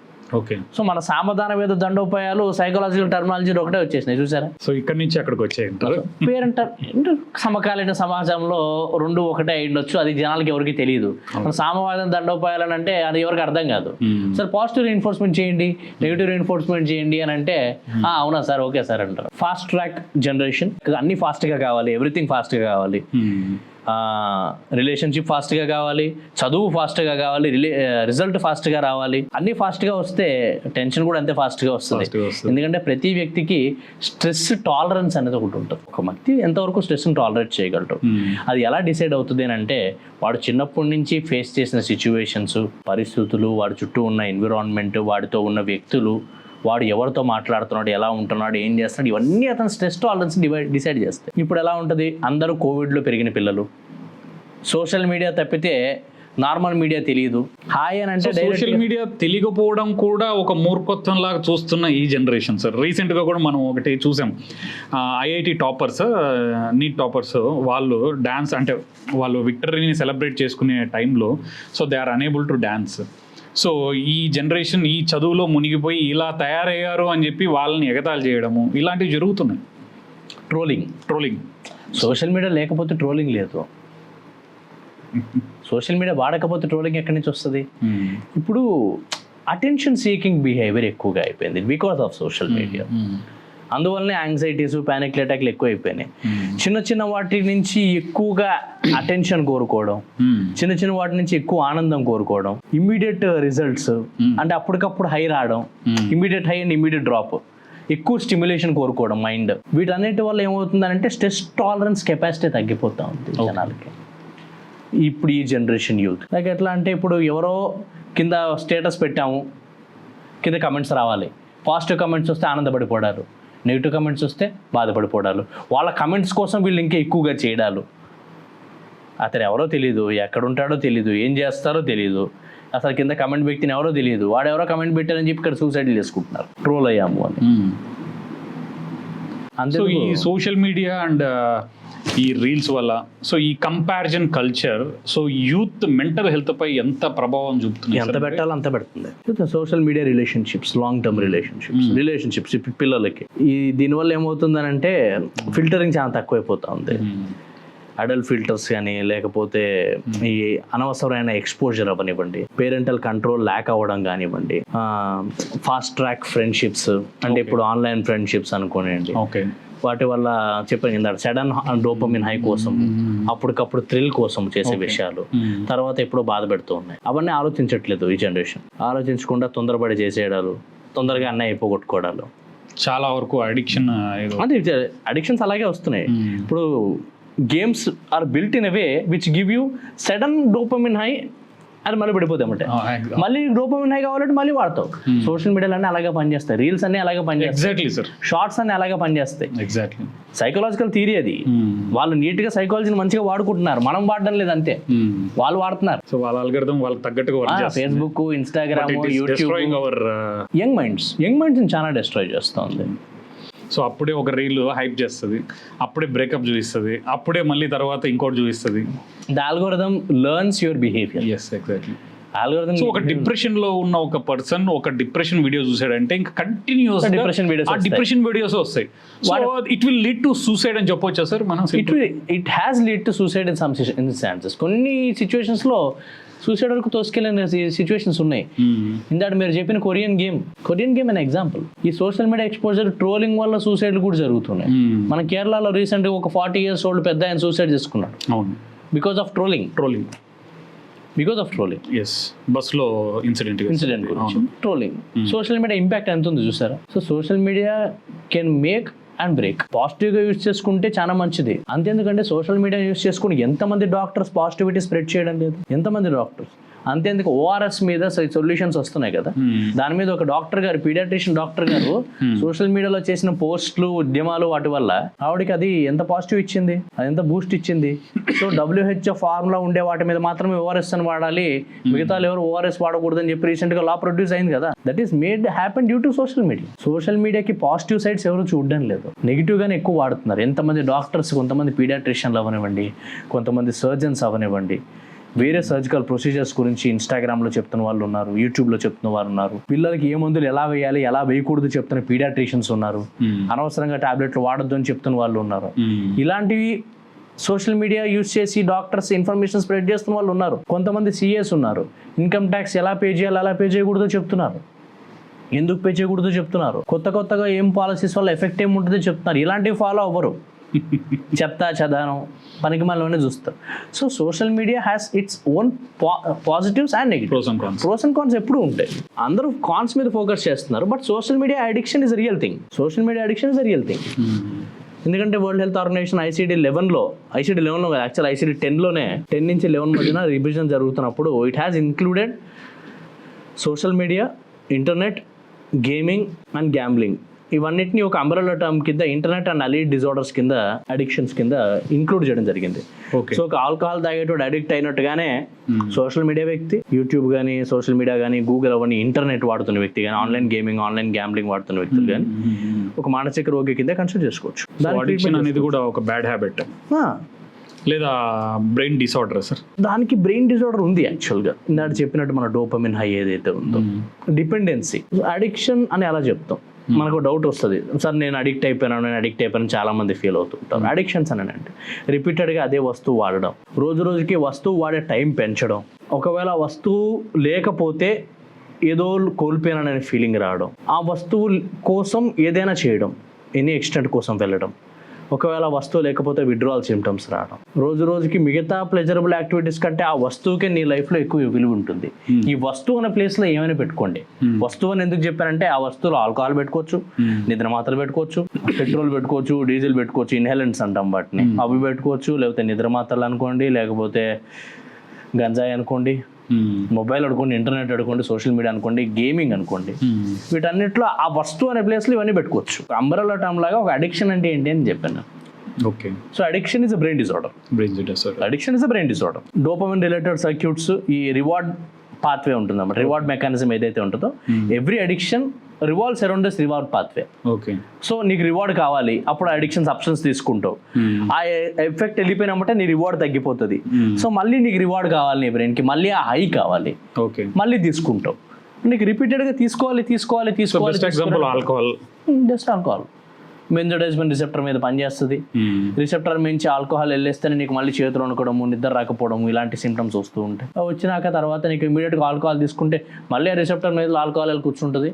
మరి ఆల్కహాల్ అండ్ డ్రగ్స్ స్ట్రెస్ తగ్గిస్తాయా సార్, లేకపోతే కొత్త మెంటల్ ప్రాబ్లమ్స్ క్రియేట్? యాక్చువల్గా జనాలు ఏమనుకుంటారంటే, సార్ నేను స్ట్రెస్ కోసం సిగరెట్ తాగుతున్నాను, స్ట్రెస్ కోసం ఆల్కహాల్ తాగుతున్నాను, స్ట్రెస్ కోసం డ్రగ్స్ స్టార్ట్ చేశానంటారు. కానీ అవి స్ట్రెస్ని తగ్గించడం పక్కన వదిలేయండి, it will cost new stresses, new problems అంటే ఇప్పుడు చాలా మంది ఏం చేస్తారంటే డిప్రెషన్ ఉన్నప్పుడు ఆల్కహాల్ చాలా మంది స్టార్ట్ చేస్తారు. అవును sir. But alcohol is a depressive agent itself. Alcohol వల్ల డిప్రెషన్ తగ్గదు, కానీ ఆల్కహాల్ వల్ల డిప్రెషన్ కొత్తగా వస్తుంది. దానివల్ల కొత్తగా ఇంకా ఆల్కహాల్ వచ్చాయి, ఇంకా ఏమైనా సెలబ్రేట్ చేసుకునే వాళ్ళ పరిస్థితి ఏంటి సార్? అంటే ఆల్కహాల్ మన body will process alcohol to some extent. Okay. మన బాడీ విల్ ప్రాసెస్ ఆల్కహాల్, అంటే మన బాడీలో ఆల్కహాల్ డిహైడ్రోజినస్ అనే ఎంజైమ్ అని ఒకటి ఉంటుంది. అది మన బాడీలో ఆల్కహాల్ ఎనర్జీ లాగా మార్చేస్తుంది. ఓకే. కొంతవరకే, అప్ టు సమ్ ఎక్స్టెంట్. అది మన లివర్ చేస్తుంది. మన లివర్ కూడా ఒక టైము, దానికంటూ ఒక టాలరెన్స్ కెపాసిటీ అని ఒకటి ఉంటుంది, దానికి ఓపిక ఉంటుంది. దాని ఓపిక చచ్చిపోయినాక అది చేయలేదు. సో ఆల్కహాలిక్స్ ఏం చేస్తారని అంటే దాని ఓపిక చచ్చిపోయేంత వరకు తాగుతారు. చివరికి అది చేతులు ఎత్తేస్తుంది, నా వల్ల కాదు మొర్రో ఏమైనా చేసుకోను. ఆ time enjoyment turns into disaster and death.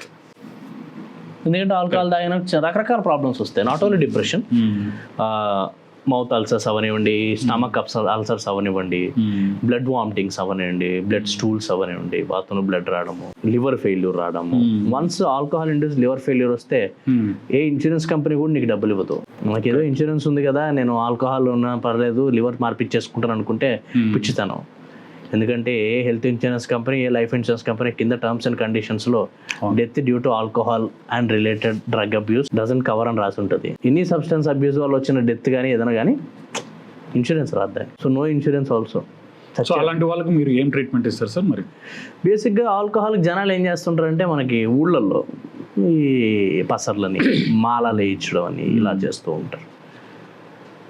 My best suggestion is not to do such things. అలాంటివి చేయకుండా ఉంటే మంచిదే. ఎందుకంటే వీళ్ళకి తెలియదు ఏంటంటే అప్పుడు దాకా బాగా హై కాన్సన్ట్రేషన్ ఆల్కహాల్ తాగే వ్యక్తి ఒకేసారి మాల వేయడం వల్ల విత్డ్రా చేసేస్తారు, ఆపేస్తారు.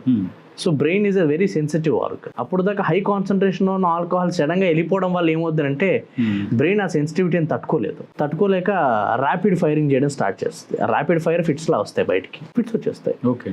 పిచ్చి పడుతుంది, లిటరల్లీ పిచ్చి పడుతుంది. లేదున్నట్టు ఉన్నది లేనట్టు కనిపించడము, వినిపించడము, అనుమానాలు కలగడము, భయపడము. రీసెంట్గా అలాగా ఆల్కహాల్ మానేసి పిచ్చి పట్టి ఫస్ట్లో నుంచి దూకేసిన కుర్రోడు ఉన్నాడు, కాలు ఇరిగింది, లక్కీలీ ఏం కాలేదు, హెడ్ ఇంజురీ ఏం లేకుండా బతికాడు. అంటే మాల వేసేటప్పుడు కూడా కొన్ని నియమాలు ఉన్నాయి సార్. సో ఒక 10 days నుంచి దే షుడ్, అంటే ఆల్కహాలిక్ అయితే they should stop alcohol. So ఆ 10th day నుంచి దే విల్ కంటిన్యూ అనమాట. తర్వాత దెన్ అప్పుడు వాళ్ళు మాలేస్తారు మామూలుగా. బట్ సడన్గా చేయడం వల్ల ఇలాంటివి, సడన్గానే కాదు, వితౌట్ మెడికేషన్ సపోర్ట్ తీసుకోకుండా సడన్గా ఎప్పుడు ఆల్కహాల్ బంద్ చేయకూడదు. అంటే డైలీ తాగే అడిక్టివ్ ప్యాటర్న్ ఉండేవాళ్ళు మెడికేషన్ సపోర్ట్ తీసుకుని హ్యాపీగా మానేయచ్చు. ఇంకోసారి మందు తాగకుండా కూడా ఆగిపోవచ్చు. ఒకవేళ తాగుతూ ఉండే వాళ్ళకి రియాక్షన్ వచ్చేలాగా కూడా మెడిసిన్స్ ఉన్నాయి. Even our government is giving this medicines for free of cost. Treatment ఇస్తున్నారు నీట్గా, ఫ్రీగా. ప్రతి district tertiary care centre hospitals లో డిఅడిక్షన్ సెంటర్స్ ఎస్టాబ్లిష్ చేయడం జరిగింది. అనంతపూర్లో మనం థియేటర్ లో కూడా సినిమాకి వెళ్ళినప్పుడు దే విల్ గివ్ నంబర్, దానికే కాల్ చేయొచ్చు సార్. దానికి కాల్ చేయొచ్చు, లేదా టెరిషరీ కేర్ హాస్పిటల్ దగ్గర ఉన్న గవర్నమెంట్ హాస్పిటల్కి వెళ్ళొచ్చు. ఓకే. వాళ్ళైనా ఇక్కడ సపరేట్ డిపార్ట్మెంట్ అంటూ ఉంటుంది. సపరేట్ వార్డ్స్ ఉంటాయి. ఓకే. చిత్తూరులో ఉంది, కర్నూలులో ఉంది, అనంతపూర్ డిస్ట్రిక్ట్ హాస్పిటల్లో ఉంది, నంద్యాలలో ఉంది, గవర్నమెంట్ హాస్పిటల్స్లో ఉన్నాయి. ఓకే. డి అడిక్షన్ సెంటర్స్ ఉన్నాయి.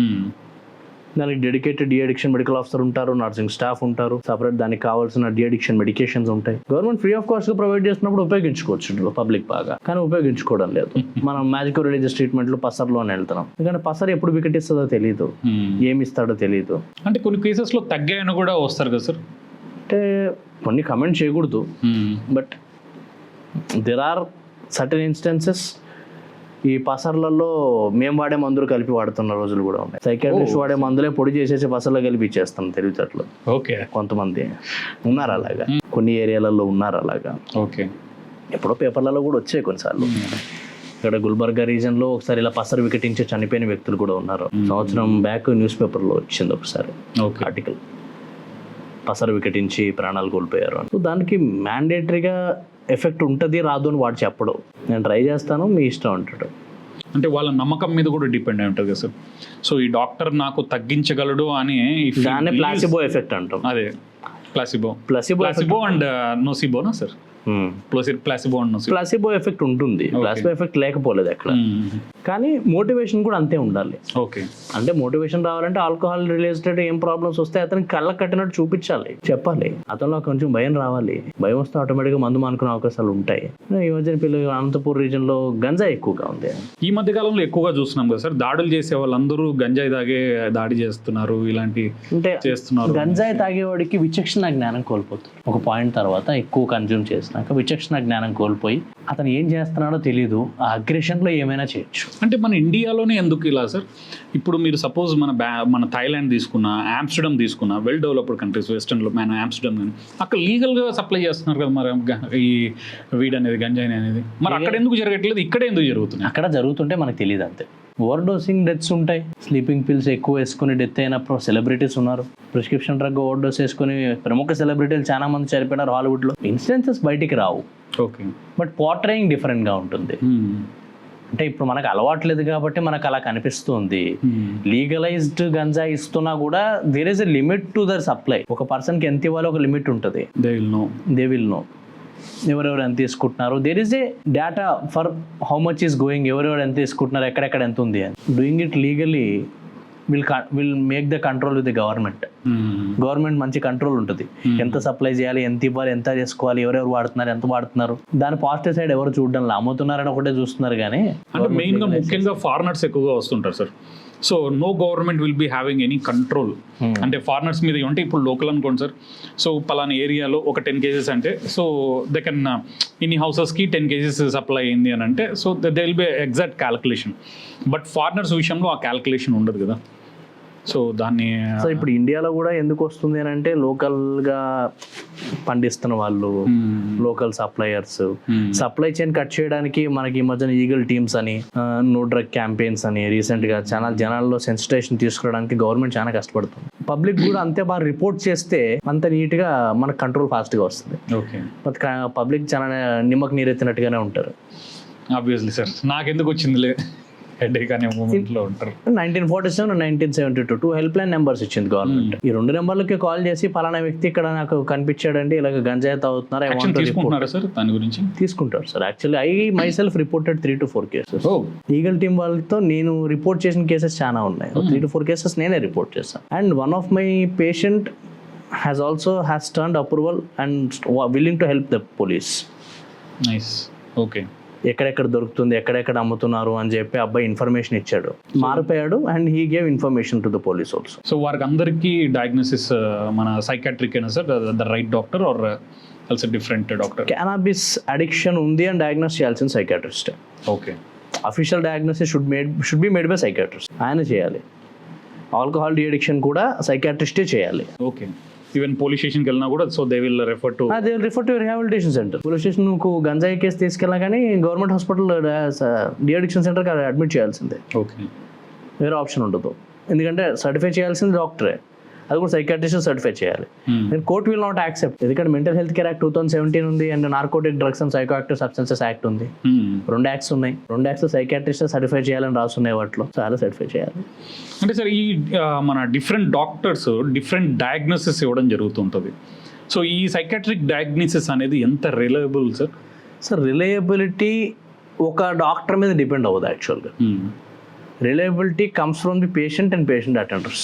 ఒక డాక్టర్కి పేషెంట్ అండ్ పేషెంట్ వాళ్ళ అటెండెన్స్ ఇచ్చే ఇన్ఫర్మేషన్ బట్టి ఒక డాక్టర్ డయాగ్నోస్ చేస్తాడు. అంటే patient is thinking to withheld some information, నేను కొంచెం దాచిపెడదాన్ని ఫిక్స్ అయినప్పుడు డయాగ్నోసిస్ మారిపోతుంది. సో అది డాక్టర్ ఎర్రర్ అవ్వదు, the error becomes on patient part. నేను కొంతమంది ఏం చేస్తారంటే కావాలని కొన్ని పాయింట్స్ దాచిపెడతారు. లైక్ కొన్ని కేసెస్ నేను చూసిన వాటిలో కొన్ని కేసెస్కి చైల్డ్హుడ్ సెక్షువల్ అబ్యూస్ ఉండింది. కొన్ని కేసెస్లో childhood sexual abuse like in cases of transgender కేసెస్లో కొంతమంది చెప్తారు, కొంతమంది చెప్పరు. చెప్పనప్పుడు నాకు ఒక సైకలాజికల్ పాయింట్ ఆఫ్ వ్యూ నాకు మిస్ అయిపోతుంది. ఓకే, చిన్నప్పుడు ఇలా జరిగింది కాబట్టి అతను ట్రాన్స్జెండర్గా మారాలనుకున్నాడు అనే ఆలోచన నాకు రావాలి అని అంటే అతను చిన్నప్పుడు నాకు ఇలా సెక్షువల్ అబ్యూస్ జరిగింది అని చెప్పగలగాలి. ఆ ఇన్ఫర్మేషన్ అతను ఇచ్చిన దాన్ని బట్టి నా డయాగ్నోసిస్ మెయింటైన్ అవుతుంది. ఓకే, ఎందుకంటే psychiatric diagnosis is not made by investigation. Malaria ఉంది అని అంటే బ్లడ్ టెస్ట్ చేసి దానిలో మలేరియా కనిపిస్తే మలేరియా అని చెప్పేస్తాం. అవును. డెంగ్యూ యాంటీజెన్ టెస్ట్ చేస్తే డెంగ్యూ ఉందని చెప్పేస్తాం. కోవిడ్ టెస్ట్ చేస్తే కోవిడ్ అని చెప్తాం. దీనికి టెస్ట్లు అంటూ ఏమన్నా? స్కిజోఫ్రీనియాకి డిప్రెషన్లకి ఒక టెస్ట్ చేసి వీడికి డిప్రెషన్ ఉంది టెస్ట్ చేసి స్కిజోఫ్రీనియా ఉందని చెప్పడం కుదరదే. It's difficult. సో అలాగా మీ కెరీర్లో సార్ మిమ్మల్ని బాగా షాక్కి గురి చేసిన లేదా లైఫ్ మార్చిన పేషెంట్ కేసు ఏదైనా ఉందా? సైకియాట్రీ పరంగా నాకు లైఫ్ మార్చిన కేసు అంటే చాలా తక్కువ యాక్చువల్గా. నేను డాక్టర్ అయ్యింది మా నాన్నమ్మ గారు చనిపోయారని. నేను డాక్టర్ అయ్యింది మా నాన్నమ్మ చనిపోయిందని. ఓకే. గవర్నమెంట్ హాస్పిటల్లో ఉన్నప్పుడు మా నాన్నమ్మని తీసుకెళ్ళినప్పుడు రైట్ ఇన్ 2010 రాత్రి కాడ 2-2:30 అరౌండ్ ఆ టైం అవుతుంది. ఆ టైంలో ఆవిడకి హార్ట్ అటాక్ వచ్చింది. ఇప్పుడు గవర్నమెంట్ హాస్పిటల్లో జాయిన్ చేశాను నైట్. ఆ టైంలో డ్యూటీ డాక్టర్ ఎక్కడున్నాడో తెలీదు, రాలేదు. ఒక 1.5 hour 2 hours ఆవిడ చనిపోయారు అన్నారికి. సో చనిపోయినాక డాక్టర్ వచ్చారు, డెత్ డిక్లేర్ చేశారు. నాకు ఆవిడ చనిపోయిందని 2 గంటల ముందే తెలుసు. 2 గంటల తర్వాత వచ్చి నువ్వు నాకు చెప్పేది ఏంటి? సో ఆ ఇన్సిడెన్స్ అప్పటి నుంచి నాకు అప్పుడు అనుకున్నాను, okay, I have to become doctor to change the fact. So right from that point any point of time ఒక పేషెంట్ ఫోన్ చేశాడు అని అంటే అది అర్ధరాత్రైనా అపరాత్రైనా పరిగెడతాను. Because you know the pain. నాకు ఆ నొప్పి తెలుసు, అర్ధరాత్రైనా అపరాత్రైనా పరిగెడతాను. సైకియాట్రీ పరంగా నన్ను ప్రభావితం చేసిన కేసు అని అంటే నేను గవర్నమెంట్ హాస్పిటల్లో ఉన్నప్పుడు ఒక కేసు వచ్చింది. ట్రీట్మెంట్ కంటిన్యూస్గా వాడితే ఎంత చేంజ్ రావచ్చు అని. అదొకటి నాకు అది బాగా నచ్చింది. ఒక పేషెంట్ అక్కడ 2 కేసులు అక్కడే వచ్చాయి అనమాట. ట్రీట్మెంట్ ఓసిడి కేసు ఒకటి. ఓసిడి కేసు ట్రీట్మెంట్ వాడుతున్నాడు, రెగ్యులర్గా వాడుతున్నాడు. అతను వాడకపోవడం వల్ల సడన్గా ఆపేసాడు, నాకేం రెస్పాన్స్ రావట్లేదు అని వదిలేసి ఆపేసాడు అనమాట. తర్వాత చాలా సివియర్గా ఓసిడి ఎక్కువైపోయి అబ్బాయి సూసైడ్ చేసుకున్నాడు. సో అప్పుడు అర్థమైంది ఏంటంటే నువ్వు సరిగ్గా ఎక్స్ప్లెయిన్ చేస్తే వాడికి నీట్గా అర్థమవుతుంది కాబట్టి మనం ఎక్స్ప్లెయిన్ చేయాలి, చేస్తేనే వాడికి ఆ ఇల్నెస్ గురించి పూర్తిగా తెలిస్తేనే వాడు ట్రీట్మెంట్ ఎంతవరకు వాడతారో అర్థమైంది. అప్పటి నుంచి నేను ఒక పద్ధతి మార్చుకున్నాను అనమాట. అంటే అప్పుడు నాకు ఇంకా తెలియదు ఇనీషియల్ డేస్లో. అప్పటి నుంచి నేను అలవాటు చేసుకున్నాను, ఓకే నువ్వు ఇన్ఫర్మేషన్ పూర్తిగా ఇస్తేనే వాడికి దాని గురించి మొత్తం తెలిస్తేనే వాడు ఎంత డెసిషన్ తీసుకోగలడు అని ఒకటి అర్థమైంది. రెండోది, if you are ready to change ఏదైనా హెల్ప్ చేయొచ్చు. ఓకే. ఎందుకు అంటే ఆల్కహాల్ పేషెంట్ అనుకుందాం, if it's ready to change, నేను మారడానికి ఉన్నాను అంటే హెల్ప్ చేయడానికి చాలా మంది ఉన్నారు ప్రపంచంలో. మారాలి అనుకున్నప్పుడు చాలా మంది మారుతారు. సో మార్పు తీసుకురావడానికి మనం ఏం చేయాలి అని చెప్పి నాకు చాలా నేర్పించింది నా ప్రాక్టీస్. ఎందుకంటే నాకు ఒక పేషెంట్ వచ్చాడు, అతను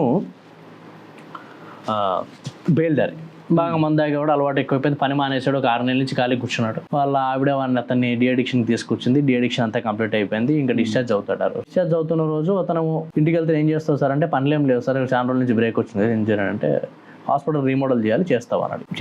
చేస్తాను sir. On spot right on the spot discharge రోజే అతనికి నేను పని ఇచ్చేసాను. టిల్నో అతనితో పాటు ఉండే వాళ్ళ ఒక 7 మందు తాగేటోళ్ళు అందరినీ తీసుకొచ్చి అడ్మిట్ చేసి అందరితో మందు అనిపించేస్తాడు ఆయన. Super sir. అంటే నాకు ఇది కూడా అర్థమైంది అనమాట, నువ్వు మానడమే కాకుండా ఇంకో 4 నీకు మానిపించే సత్తా ఉంటే. ఓకే.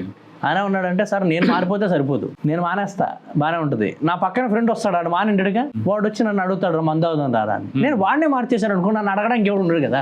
అలా ప్రతి ఒక్కరు ఆలోచించారు కదా సార్. అలా అని చెప్పి వాడు 6 మార్చాడు ఇప్పటికి. Super sir. నాకు ఒకటి అర్థమైంది అనమాట. వాడికి హోప్ ఉంటే లైఫ్లో ఎంత దూరమైనా పోవచ్చు. చాలా బాగా అంటే అబ్బాయి నుంచి చాలా నేర్చుకున్నా. వాడు ఒకటే మారడం కాకుండా ఇంకో నలుగురిని మారిస్తే వాడికి ఇంకొకసారి మందు తీసుకోవాల్సిన అవసరం లేదు కదా అని అనిపించింది. అంతెందుకు నిన్న సాయంత్రం కూడా ఒక తన ఫ్రెండ్ ఒకటి అడ్మిట్ చేసి వచ్చాడు. సో దీన్ని ఇంకో విధంగా కూడా తీసుకోవచ్చు కదా సార్, నేను చెడిపోయాను కాబట్టి నాతో పాటు ఇంకో 10 మందిని చెడగొట్టాలా అని ఆలోచించే వాళ్ళు కూడా అదే ఉంటారు కదా. నాశనం చేయాలనుకున్నాడు, నాశనం చేయాలని అనుకుంటాడు, బాగుపరచాలనుకున్నాడు, ఇలా ఉంటాడు. అలాగా ఇంకోటి మార్చింది ఏంటంటే నీ స్కూల్ క్యాంప్స్ 70 ఇన్స్టిట్యూట్స్లో ఇప్పటికి మార్చడానికి విషయం ఏంటంటే మా మామయ్య సూసైడ్ చేసుకున్నాడు యాక్చువల్లీ. 2012 ఆ టైంకి నేను ఇప్పుడు ఎంబీబీఎస్ చదువుతున్నాను యాక్చువల్లీ. అప్పుడే జాయిన్ అయ్యాను అనంతపూర్లో. ఆయన విజయవాడలో ఉంటారు. Due to some financial constraints అతను సడన్గా సూసైడ్ చేసేసుకున్నారు. చెప్పింది నాకు ఏం చెప్పాలి అర్థం కాల. మా నాన్నగారు ఫోన్లో మాట్లాడుతుండగానే సూసైడ్ చేసుకున్నాడు. అప్పుడు నేను ఎంబీబీఎస్ చదువుతున్నాను. ఇంకా ఎంబీబీఎస్ సూసైడ్ బాధ నాకు అప్పుడు అర్థమైంది.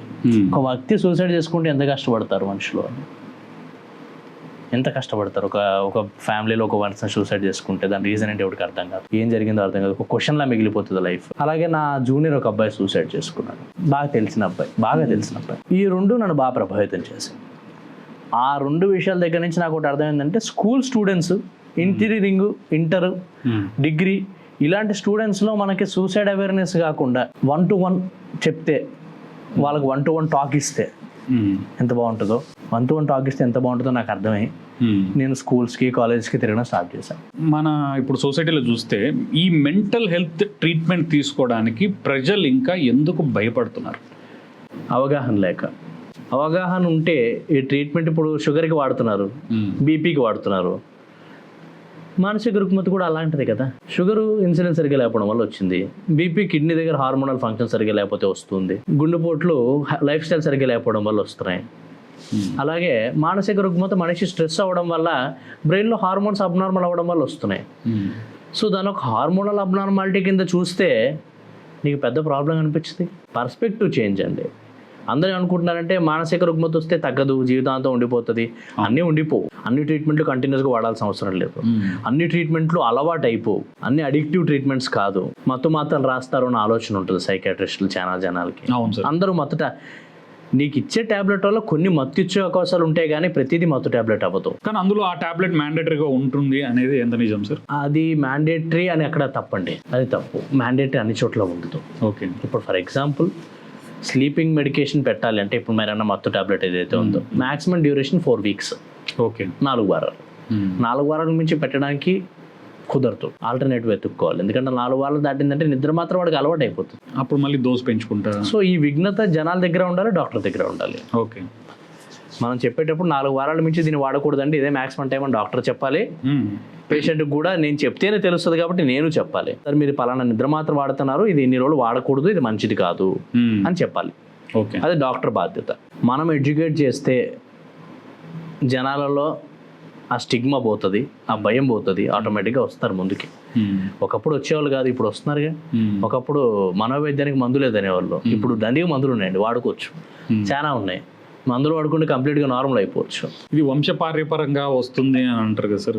కొన్ని వస్తాయి, దీంట్లో జన్యుపరమైన వాటికి మరి పర్మనెంట్ ట్రీట్మెంట్ ఉంటుందా సార్? లేకపోతే ట్రీట్మెంట్ ఉంటుంది, క్యూర్ ఉండకపోవచ్చు. డయాబెటీస్ వస్తే క్యూర్ ఉందా?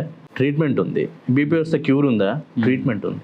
అంటే వాళ్ళ డైలీ యాక్టివిటీస్ అనేది చేంజ్ చేసుకుంటూ అలా కంట్రోల్ చేసుకోవచ్చు, కానీ కంప్లీట్గా నువ్వు తీసేయలేవు. కొన్నిటిని తీయలేవు, అన్ని తీయలేవు అని నేను చెప్పడం లేదు. కొన్ని రకాల మానసిక రుగ్మతను తీసేయచ్చు, కొన్ని రకాలను తీయలేవు. సో ఇప్పుడు మా వంశంలో ఉందనుకోండి సార్, నాకు ఉంది ఆ స్ట్రెస్, సో నా పిల్లలకి రాకూడదు అని అనుకుంటే, సో నేను అది మీ చేతిలో ఉండదు. ఎందుకంటే ఇప్పుడు జన్యు పరం ఒకటే కాంట్రిబ్యూట్ చేయదు. ఆల్రెడీ అతని బాడీలో జన్యు ఉండిండాలి.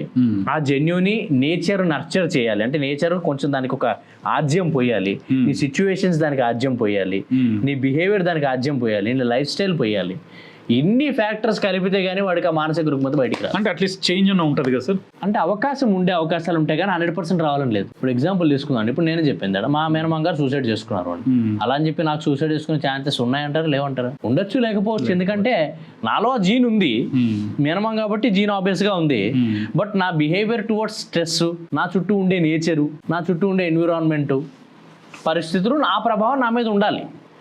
నా ప్రభావం, నా పరిస్థితుల ప్రభావం నా మీద సూసైడ్ చేసుకోవడానికి లేవు అనుకోండి, నేను చేసుకోను కదా. సో జన్యు ఒకటే డిటర్మైన్ చేయదు, బట్ జన్యు ఒక పార్ట్ ప్లే చేస్తుంది. ఓకే, కర్ణుడి చావుకు 100 కారణాలు అయితే 100 కారణాల్లో జన్యు ఒకటి అనుకోండి, మిగతా 99 వేరే కారణాలు ఉంటాయి. So next, people judge more than they understand sir. So ఇది మెంటల్ పేషెంట్కి ఎంత డ్యామేజ్ చేస్తుంది? చాలా డ్యామేజ్ చేస్తుంది. ఇంట్లో వాళ్ళే జడ్జ్ చేస్తే బయట వాళ్ళు జడ్జ్ చేయడం తర్వాత. ఒక పర్సన్కి ఓసిడి ఉంది అనుకుందాం, ఓసిడి మానసిక రుగ్మత అని ఎంతమందికి తెలుసు? ఓసిడి ఒక మానసిక ఇల్నెస్, అది కూడా చాలా టఫ్ టు ట్రీట్ మానసిక రోగం. ఓకే, అంత ఈజీగా తగ్గదు ఓసిడి, కొంచెం డిఫికల్ట్ అది. ఓన్లీ మెడికేషన్ థెరపీ పనిచేయదు, మళ్ళీ దానికి సైకోథెరపీ కూడా పెట్టాలి, కాగ్నిటివ్ బిహేవియరల్ థెరపీ వాడాలి. 2-3 కలిసి వాడితేనే ఒక ఓసిడి అనేది కంట్రోల్లోకి వస్తుంది. సో ఒక మనిషి ఇంట్లో వ్యక్తి అన్ని అరేంజ్ చేస్తుంటే నీకేం పిచ్చా, ఎందుకు అరేంజ్ చేస్తున్నావు ఓకే అని అడగచ్చు, ఇంట్లో వాళ్ళే జడ్జ్ చేయొచ్చు. నేను యాంగ్జైటీ గురవుతున్నానమ్మా, నాకు యాంగ్జైటీ వస్తుందంటే ఎందుకు వస్తుంది నీకు తిక్కన యాంగ్జైటీ రావడానికి అని పేరెంట్స్ అంటే అంతెందుకు సార్, సైకాట్రిస్టులు అందరినీ మిగతా డాక్టర్లు అందరూ ఒక డిఫరెంట్ యాంగిల్తో చూస్తారు మమ్మల్ని, ఎందుకు తేడాగా ఉంటారు అన్నట్టు అడుగుతారు. మిమ్మల్ని ఎవరన్నా అన్నారు సార్? చాలాసార్లు అన్నారండి. నేను చూస్తే అర్థమైపోద్ది నేను సైకాట్రిస్ట్ అని అంటారు. జడ్జింగ్ ఉంటుంది, జడ్జింగ్ వల్ల ఎఫెక్టివ్ ఉంటుంది. జడ్జిమెంట్ పోకుండా పోవాలంటే అవగాహన రావాలి. నేను రీసెంట్ బడ్జెట్ కూడా దానికి చాలా హెల్ప్ చేసింది. యాక్చువల్లీ రీసెంట్ బడ్జెట్ మనకి మెంటల్ హెల్త్ మీద ఎక్కువ ఫోకస్ చేయడం జరిగింది. కొత్త ఇన్స్టిట్యూట్స్ ఎస్టాబ్లిష్మెంట్ కానీ లేకపోతే డిస్ట్రిక్ట్ మెంటల్ హెల్త్ ప్రోగ్రామ్స్ని ఇంకా ఇంక్రీజ్ చేయడం కానీ చేస్తారు. సో దానివల్ల ఏమవుతుందంటే అవగాహన పెరుగుతుంది అసలు జనాలలో. అండ్ గూగుల్, ఈ సోషల్ మీడియా, ఈ చాట్ జీపీటీ లాంటి ఈ సెల్ఫ్ డయాగ్నోసిస్ వల్ల ఈ ప్రాబ్లమ్స్ పెరుగుతాయా, లేకపోతే ఏమైనా కొంచెం బెటర్మెంట్ ఉంటుందంటారా అసలు? నేను big no to chat GPT కానీ ఏఐ, ఓకే, దేనికైనా కానీ big no. AI can replace various fields, ఎమోషన్ని రిప్లేస్ చేయడం ఏఐకి కుదరదు. ఎందుకంటే emotion is the thing which differentiates a human from a machine. Super sir, exactly. ఒక ఎమోషనే మనిషిని మిషన్ నుంచి డిటర్మైన్ చేస్తుంది. ఇప్పుడు రకరకాల మెషిన్స్ ఉన్నాయండి, ఎన్ని మెషిన్స్ లేవు? కొత్త కొత్త రోబోట్స్ వస్తున్నాయి, కొత్త కొత్త టెక్నాలజీస్ ఉన్నాయి. అవును, మనిషిలాగే ఆలోచించగల ఏఐ ఉంది ఇప్పుడు. ఎన్ని ఏఐ లేవు? పర్ప్లెక్సిటీ, చాట్ జీపీటీ, గ్రాక్, ఎన్ని ఉన్నాయి, దండిగా ఉన్నాయి. ఇన్ని ఉన్నాయి ఏఐలో, ఎన్ని ఏఐ లేవు? గూగుల్ ఏఐ అని, మోటో ఏఐ అని, ప్రతి మొబైల్ కంపెనీ తనకు దగ్గర వాడు ఏఐ తయారు చేసుకుంటున్నాడు. అంటే స్టార్టింగ్లో కూడా మీరు చెప్పినట్టుగా, సో ఒక పేషెంట్ మీద you are spending around 45 minutes to understand his condition. So then only your starting your treatment. Because mental illness is not a set of rules to diagnose. ఒక సెట్ ఆఫ్ డయాగ్నోసిస్లు ఇచ్చేసి నువ్వు చెప్పేస్తే, మొన్న ఒక person వచ్చాడండి, student, is around 25, నాకు autism ఉంది అని వచ్చాడు. ఆటిజం ఉందని ఆయన డిసైడ్ అయిపోయి వచ్చాడు. ఎంత ఆయన ఏజ్ అన్నాను, 26 సార్ అన్నాను. అన్నమాట ఆటిజం నేను చిన్నపిల్లల్లో డయాగ్నోస్ చేయాలయ్యా, 26 ఏళ్ళప్పుడు నువ్వేంది డయాగ్నోస్ చేసి? చాట్ జీపీటీ అంటే Claude sir, Grok chat GPT చెప్పింది సార్ నాకు ఆటిజం ఉంది అని. నీకు ఆటిజం లేదయ్యా, సోషల్ యాంగ్జైటీ ఉంది. ఓకే, సో ఎమోషన్స్ ఏ రీడ్ చేయలేదు. సో ఈ సోషల్ మీడియా కానీ, సోషల్ మీడియా అంటున్నాం, ఈ ఏఐ కానీ, గూగుల్ సెర్చెస్ కానీ సైకాట్రీకి వర్తించవు. ఓకే, ఒకవేళ పెట్టినా కూడా ఆ డయాగ్నోసిస్ ప్రాబ్లమ్స్. అంటే వాడికి యాంగ్జైటీ లేనోడికి కూడా యాంగ్జైటీ ఉందని గూగుల్ చెప్తుంది, డిప్రెషన్ లేనోడికి కూడా డిప్రెషన్ ఉంది అని చెప్తుంది. వాడు డిప్రెషన్ ఉందని ఆలోచిస్తే డిప్రెస్ అయిపోతాడు. అవును సార్, కొత్త. సో లేని ప్రాబ్లం కొని తెచ్చుకుంటారు. అంత డౌట్ ఉంటే క్లిక్స్ అవే సైకాట్రిస్ట్ ఎక్కడున్నాడో గూగుల్లో కొడితే చెప్పేస్తుంది. క్లిక్ అవే గూగుల్లో బెస్ట్ సైకాట్రిస్ట్ ఎక్కడున్నారో నా టౌన్లో సబ్స్క్రిప్షన్లో 10% ఎంత వస్తాయి. నువ్వు తీసుకునే గ్రాక్ ఏలు, పర్ప్లెక్సిటీ ఏలు, దే ఆర్ వెరీ కాస్ట్లీ. దానిలో ఒక 10% కూడా డబ్బులు సరిపో నీకు కన్సల్టేషన్ తీసుకోవడానికి. Get clarity. ఎందుకంటే ప్రతి సైకాట్రిస్ట్ మెడిసిన్ రాస్తారని లేదండి. క్లారిటీ ఇచ్చిన రోజు క్లారిటీ ఇచ్చి పంపించేయచ్చు. ఇప్పుడు అబ్బాయికి నేనేం చేయలేదు కాదు నాన్న, నీకు ఏం లేదు అని చెప్పి నీట్గా ఎక్స్ప్లెయిన్ చేసి పంపించేసాను. అంటే ఈ లవ్ ప్రాబ్లమ్స్ ఉన్న వాళ్ళు కూడా మిమ్మల్ని కన్సల్ట్ అవ్వచ్చు? అవుతున్నారు కూడా, స్టూడెంట్స్ అవుతారు. ఓకే, ఎందుకంటే సూసైడ్ రీజన్స్లో యూత్ సూసైడ్ రీజన్లో అదొక రీజన్ కాబట్టి. ఈ మధ్య యూత్ సూసైడ్స్ ఈ లవ్ వల్ల చాలా జరుగుతున్నాయి సార్. చాలా జరుగుతాయి. ముందు నుంచి ఉందే, ముందు నుంచి ఉన్నాయి, ఇప్పుడు కనిపిస్తుంది, ఇప్పుడు కనపడుతుంది అంతే. సోషల్ మీడియా వల్ల ఇప్పుడు మీడియా ఎక్కువైంది కూడా కనపడుతుంది. ఒకప్పుడు కనిపించేది కాదనమాట. ఒకప్పుడు మన వ్యూ కొంతే, అంటే మన కంటికి కనిపించే వరకే మన వ్యూ. ఇప్పుడు మనకి 360 degrees వ్యూ వచ్చేసింది అనమాట. ప్రపంచంలో ఎక్కడైనా కనిపించేస్తుంది. దానివల్ల మనకి ఎక్కువ జరుగుతున్నాయని అనిపిస్తున్నా, మనకి తెలుసుకునేది ఎక్కువైంది. సో జరుగుతున్నాయి అంటే జరుగుతున్నాయి. సోషల్ మీడియా ఇందాక మనం దాన్ని ఇల్ ఎఫెక్ట్స్ మాట్లాడుకున్నాం కదా, దాని ఇల్ ఎఫెక్ట్స్లో ఇది కూడా ఒకటే. సో రీసెంట్గా కూడా మనం చూసినట్టయితే సార్, ఆ పెంగ్విన్ స్టోరీ కానీ, లేదంటే ఈ మన ఒక కోతిపిల్ల దాని గురించి కూడా. So it went very viral. So చాలా వైరల్ అయిపోయాయి. ఇట్ ఈజ్ అంటే అవి అంటే సింగిల్గా ఉన్న వాళ్ళు, డిప్రెషన్లో ఉన్న వాళ్ళు ఎక్కువగా కనెక్ట్ అయిన ఎన్ని రోజులు వైరల్ అవుతారు, ఈరోజు కొత్త న్యూస్ వస్తుంది, ఇది మర్చిపోతారు, అది వస్తుంది. అప్పుడు దాకా కనెక్టివిటీ కొన్ని రోజులే, ట్రెండ్ అనేది కొన్ని రోజులే ఉంటుంది. సోషల్ మీడియా ట్రెండ్ మరీ ఎక్కువ రోజులు ఉండదు. It is very short lift, వారం 10-15 రోజులు, ఆ తర్వాత ఆటోమేటిక్గా మర్చిపోతారు, కొత్తది వచ్చేస్తాయి. ఇప్పుడు పంచే వచ్చింది, అంతకుముందు లోన్ పెంగ్విన్ వచ్చింది, నెక్స్ట్ వేరేది వస్తుంది. ఎవడో ఒక ట్రెండ్ స్టార్ట్ చేస్తాడు. Penguin and alone penguin and punch. Actually loan penguin ఎందుకు వచ్చింది, దాని నావిగేషన్ సిస్టమ్ దెబ్బతింది కాబట్టి అది పోతుంది. అది డిప్రెషన్లో వెళ్ళలేదు. డిప్రెషన్ కాదు, దాని నావిగేషన్ సిస్టమ్ దెబ్బతింది. Every bird has a navigation system. దానికి దెబ్బతినింది, దానికి ఎక్కడ పోవాలో తెలియక అక్కడ పోతుంది, అంతే. సో సార్, సైకాట్రిస్ట్గా మీరు పని చేస్తూ మీ లైఫ్ గురించి నేర్చుకున్న బిగ్గెస్ట్ లెసన్ ఏంటి? ఎవరేం మాట్లాడినా కూర్చొని ఫస్ట్ వినాలి, ఆ తర్వాత అనలైజ్ చేసి తర్వాత 3 మాట్లాడాలి. అదొకటి నేను బాగా నేర్చుకున్నాను. అంటే వింటా, ఎంతసేపు అయినా వింటాను. మాట్లాడుతుంటే మీరు వింటా ఎంతసేపు అయినా వింటా. అంటే అఫ్కోర్స్ నేను సైకాట్రీ అయిన తర్వాత, సైకాట్రిస్ట్ అయినాక మా ఫ్రెండ్స్ కానీ ఫ్యామిలీ మెంబర్స్ కానీ చాలా మంది వచ్చి చెప్పడం స్టార్ట్ చేశారనమాట. ఈ ప్రాబ్లం ఉంది, ఇది ఉంది. నేను సైకాట్రిస్ట్ అయినాక మా నాన్న నాతో చాలా ఓపెన్గా మాట్లాడుతున్నాడు. చాలా ఎక్కువసేపు మాట్లాడతారు, గంటన్నర కూర్చొని కంటిన్యూస్గా అట్లా మాట్లాడుతూనే ఉంటారు. ఫోన్లో అయినా కూడా అంతే, ఒక గంటన్నర మాట్లాడుతుంది, గర్ల్ ఫ్రెండ్తో మాట్లాడినట్టు. ఆ సైకాట్రిస్ట్ అయినాక నాకు అది అర్థమైంది, వీ హ్యావ్ టు లిజన్. వినకుండా అజంప్షన్కి రాకూడదు. Okay, simple and crispy. Simple thing, మొత్తం విను, తర్వాత అనలైజ్ చేయి, చెప్పింది నిజమా లేదా అనలైజ్ చేయి. నిజం అనిపిస్తే నాకు సజెస్ట్ చేయాలనుకుంటే సజెస్ట్ చేయి, లేకపోతే లేదు. అది కూడా వాళ్ళు అడిగితేనే. సో మీ ప్రొఫెషన్ మిమ్మల్ని పర్సనల్గా ఎలా మార్చింది సార్? పర్సనల్గా మీరు ముందున్న వ్యక్తి కంటే ఇప్పుడు ఎలా డిఫరెంట్? అంటే ముందున్న వ్యక్తి కొంచెం ఆత్రంలో ఉండేవాడు, తొందరలో ఉండేవాడు బాలాజీ, బాగా క్విక్ టు జంప్ ఇన్, ఫాస్ట్గా కంక్లూజన్స్కి జంప్ అయ్యేవాడు. ఇప్పుడు కొంచెం లేట్ బ్యాక్, కొంచెం కూర్చొని ఆలోచించుకొని నెక్స్ట్ ఏం చేయాలి థింక్ చేసి, ర్యాపిడ్గా ఏంటంటే అన్నెసెసరీ ఫాస్ట్ డెసిషన్స్ తీసుకోను. ఓకే, కూర్చొని ఆలోచించుకొని, ఓకే ప్రోస్ అండ్ కాన్స్ ఏమేమి ఉంటాయి అన్నీ ఆలోచించుకొని, ఎక్కడెక్కడ ప్రాబ్లమ్స్ ఉన్నాయి. నేను ప్రతి పర్సన్ని ఒక సైకాట్రిక్ కోణం నుంచి చదవడం స్టార్ట్ చేశాను. నేను కలిసే ప్రతి మనిషిని సైకాట్రిస్ట్గా చూస్తాను. ఓకే. సో లాస్ట్గా సార్, ఒక అడ్వైస్ చెప్పాలంటే, మెంటల్ హెల్త్ స్ట్రాంగ్గా ఉంచుకోవడానికి ప్రతి మనిషి రోజు చేయవలసిన ముఖ్యమైన పని ఏది? మెంటల్ హెల్త్ స్ట్రాంగ్గా ఉండాలంటే పొద్దునే లేకండి, ఎక్సర్సైజ్ చేయండి, ఏదో ఒకటి. ఫస్ట్ ఫిజికల్ ఎక్సర్సైజ్ ఏదో ఒకటి.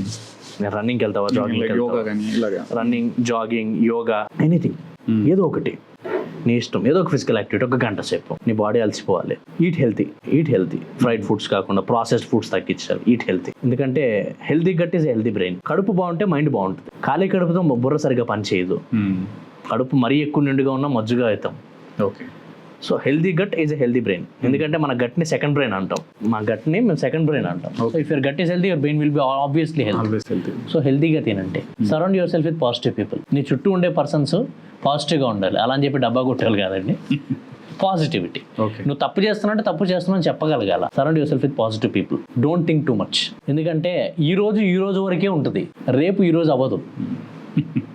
రేపు మళ్ళీ అది ఫ్రెష్ డే.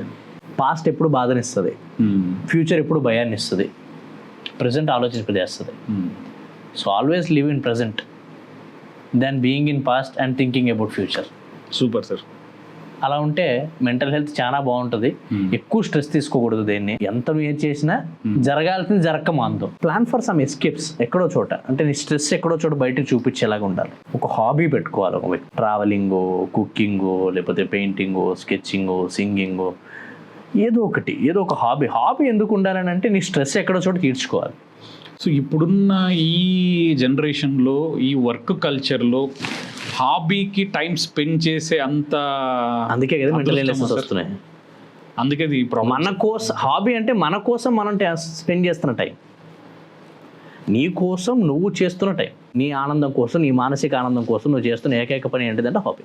దాని గురించి నువ్వు దాని నుంచి గెయిన్ చేయవు. హాబీ నుంచి యూ వోంట్ గెయిన్ ఎనీథింగ్. ఏమొస్తుందంటే నీ మానసిక ప్రశాంతత వస్తుంది ఆ హాబీ నుంచి. సో ముఖ్యంగా మీరు సాఫ్ట్వేర్ ఇంజనీర్స్కి ఏమన్నా చెప్పాలనుకుంటున్నారు సార్? ఎందుకంటే ఈ టాపిక్ ఎక్కువగా కనెక్ట్ అవుతుంది. Work is not life.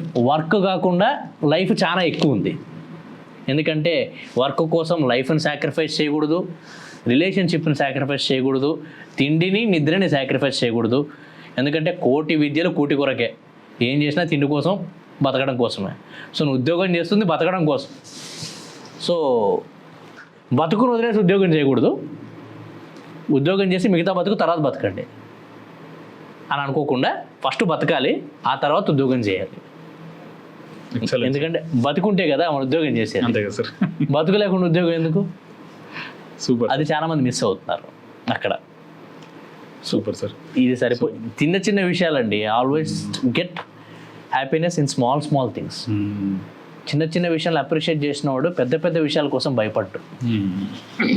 ఎందుకంటే ఈరోజు పొద్దున్న చట్నీ హ్యాపీగా ఒక చట్నీ చేసుకున్నాం, మంచి వేడివేడి అన్నంలో ఒక ముద్ద కలుపుకొని తిని అమ్మా ఎంత బాగుంది ఈరోజు, చాలు.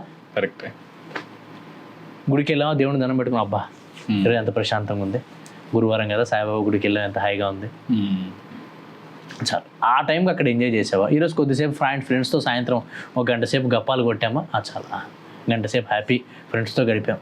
ఇంటికి వెళ్ళామా, వెళ్ళిన తర్వాత ఇంట్లో ఆవిడతో కూర్చొని మాట్లాడామా, పిల్లలతో కూర్చొని ఆడుకున్నామా, చాలు.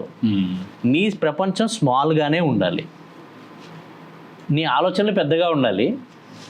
Keep your world small so that you'll be happy. ఎందుకంటే ఎక్కువ మందిని ఇంప్రెస్ చేయడానికి ట్రై చేస్తే ఆటోమేటిక్గా ప్రాబ్లంలో ల్యాండ్ అవుతాం. సో ఈరోజు మీ విలువైన సమయాన్ని కేటాయించి మానసిక ఆరోగ్యంపై ఎంతో స్పష్టంగా, నిజాయితీగా మరియు అర్థమయ్యేలా వివరించినందుకు హృదయపూర్వక ధన్యవాదాలు సార్. Thank you.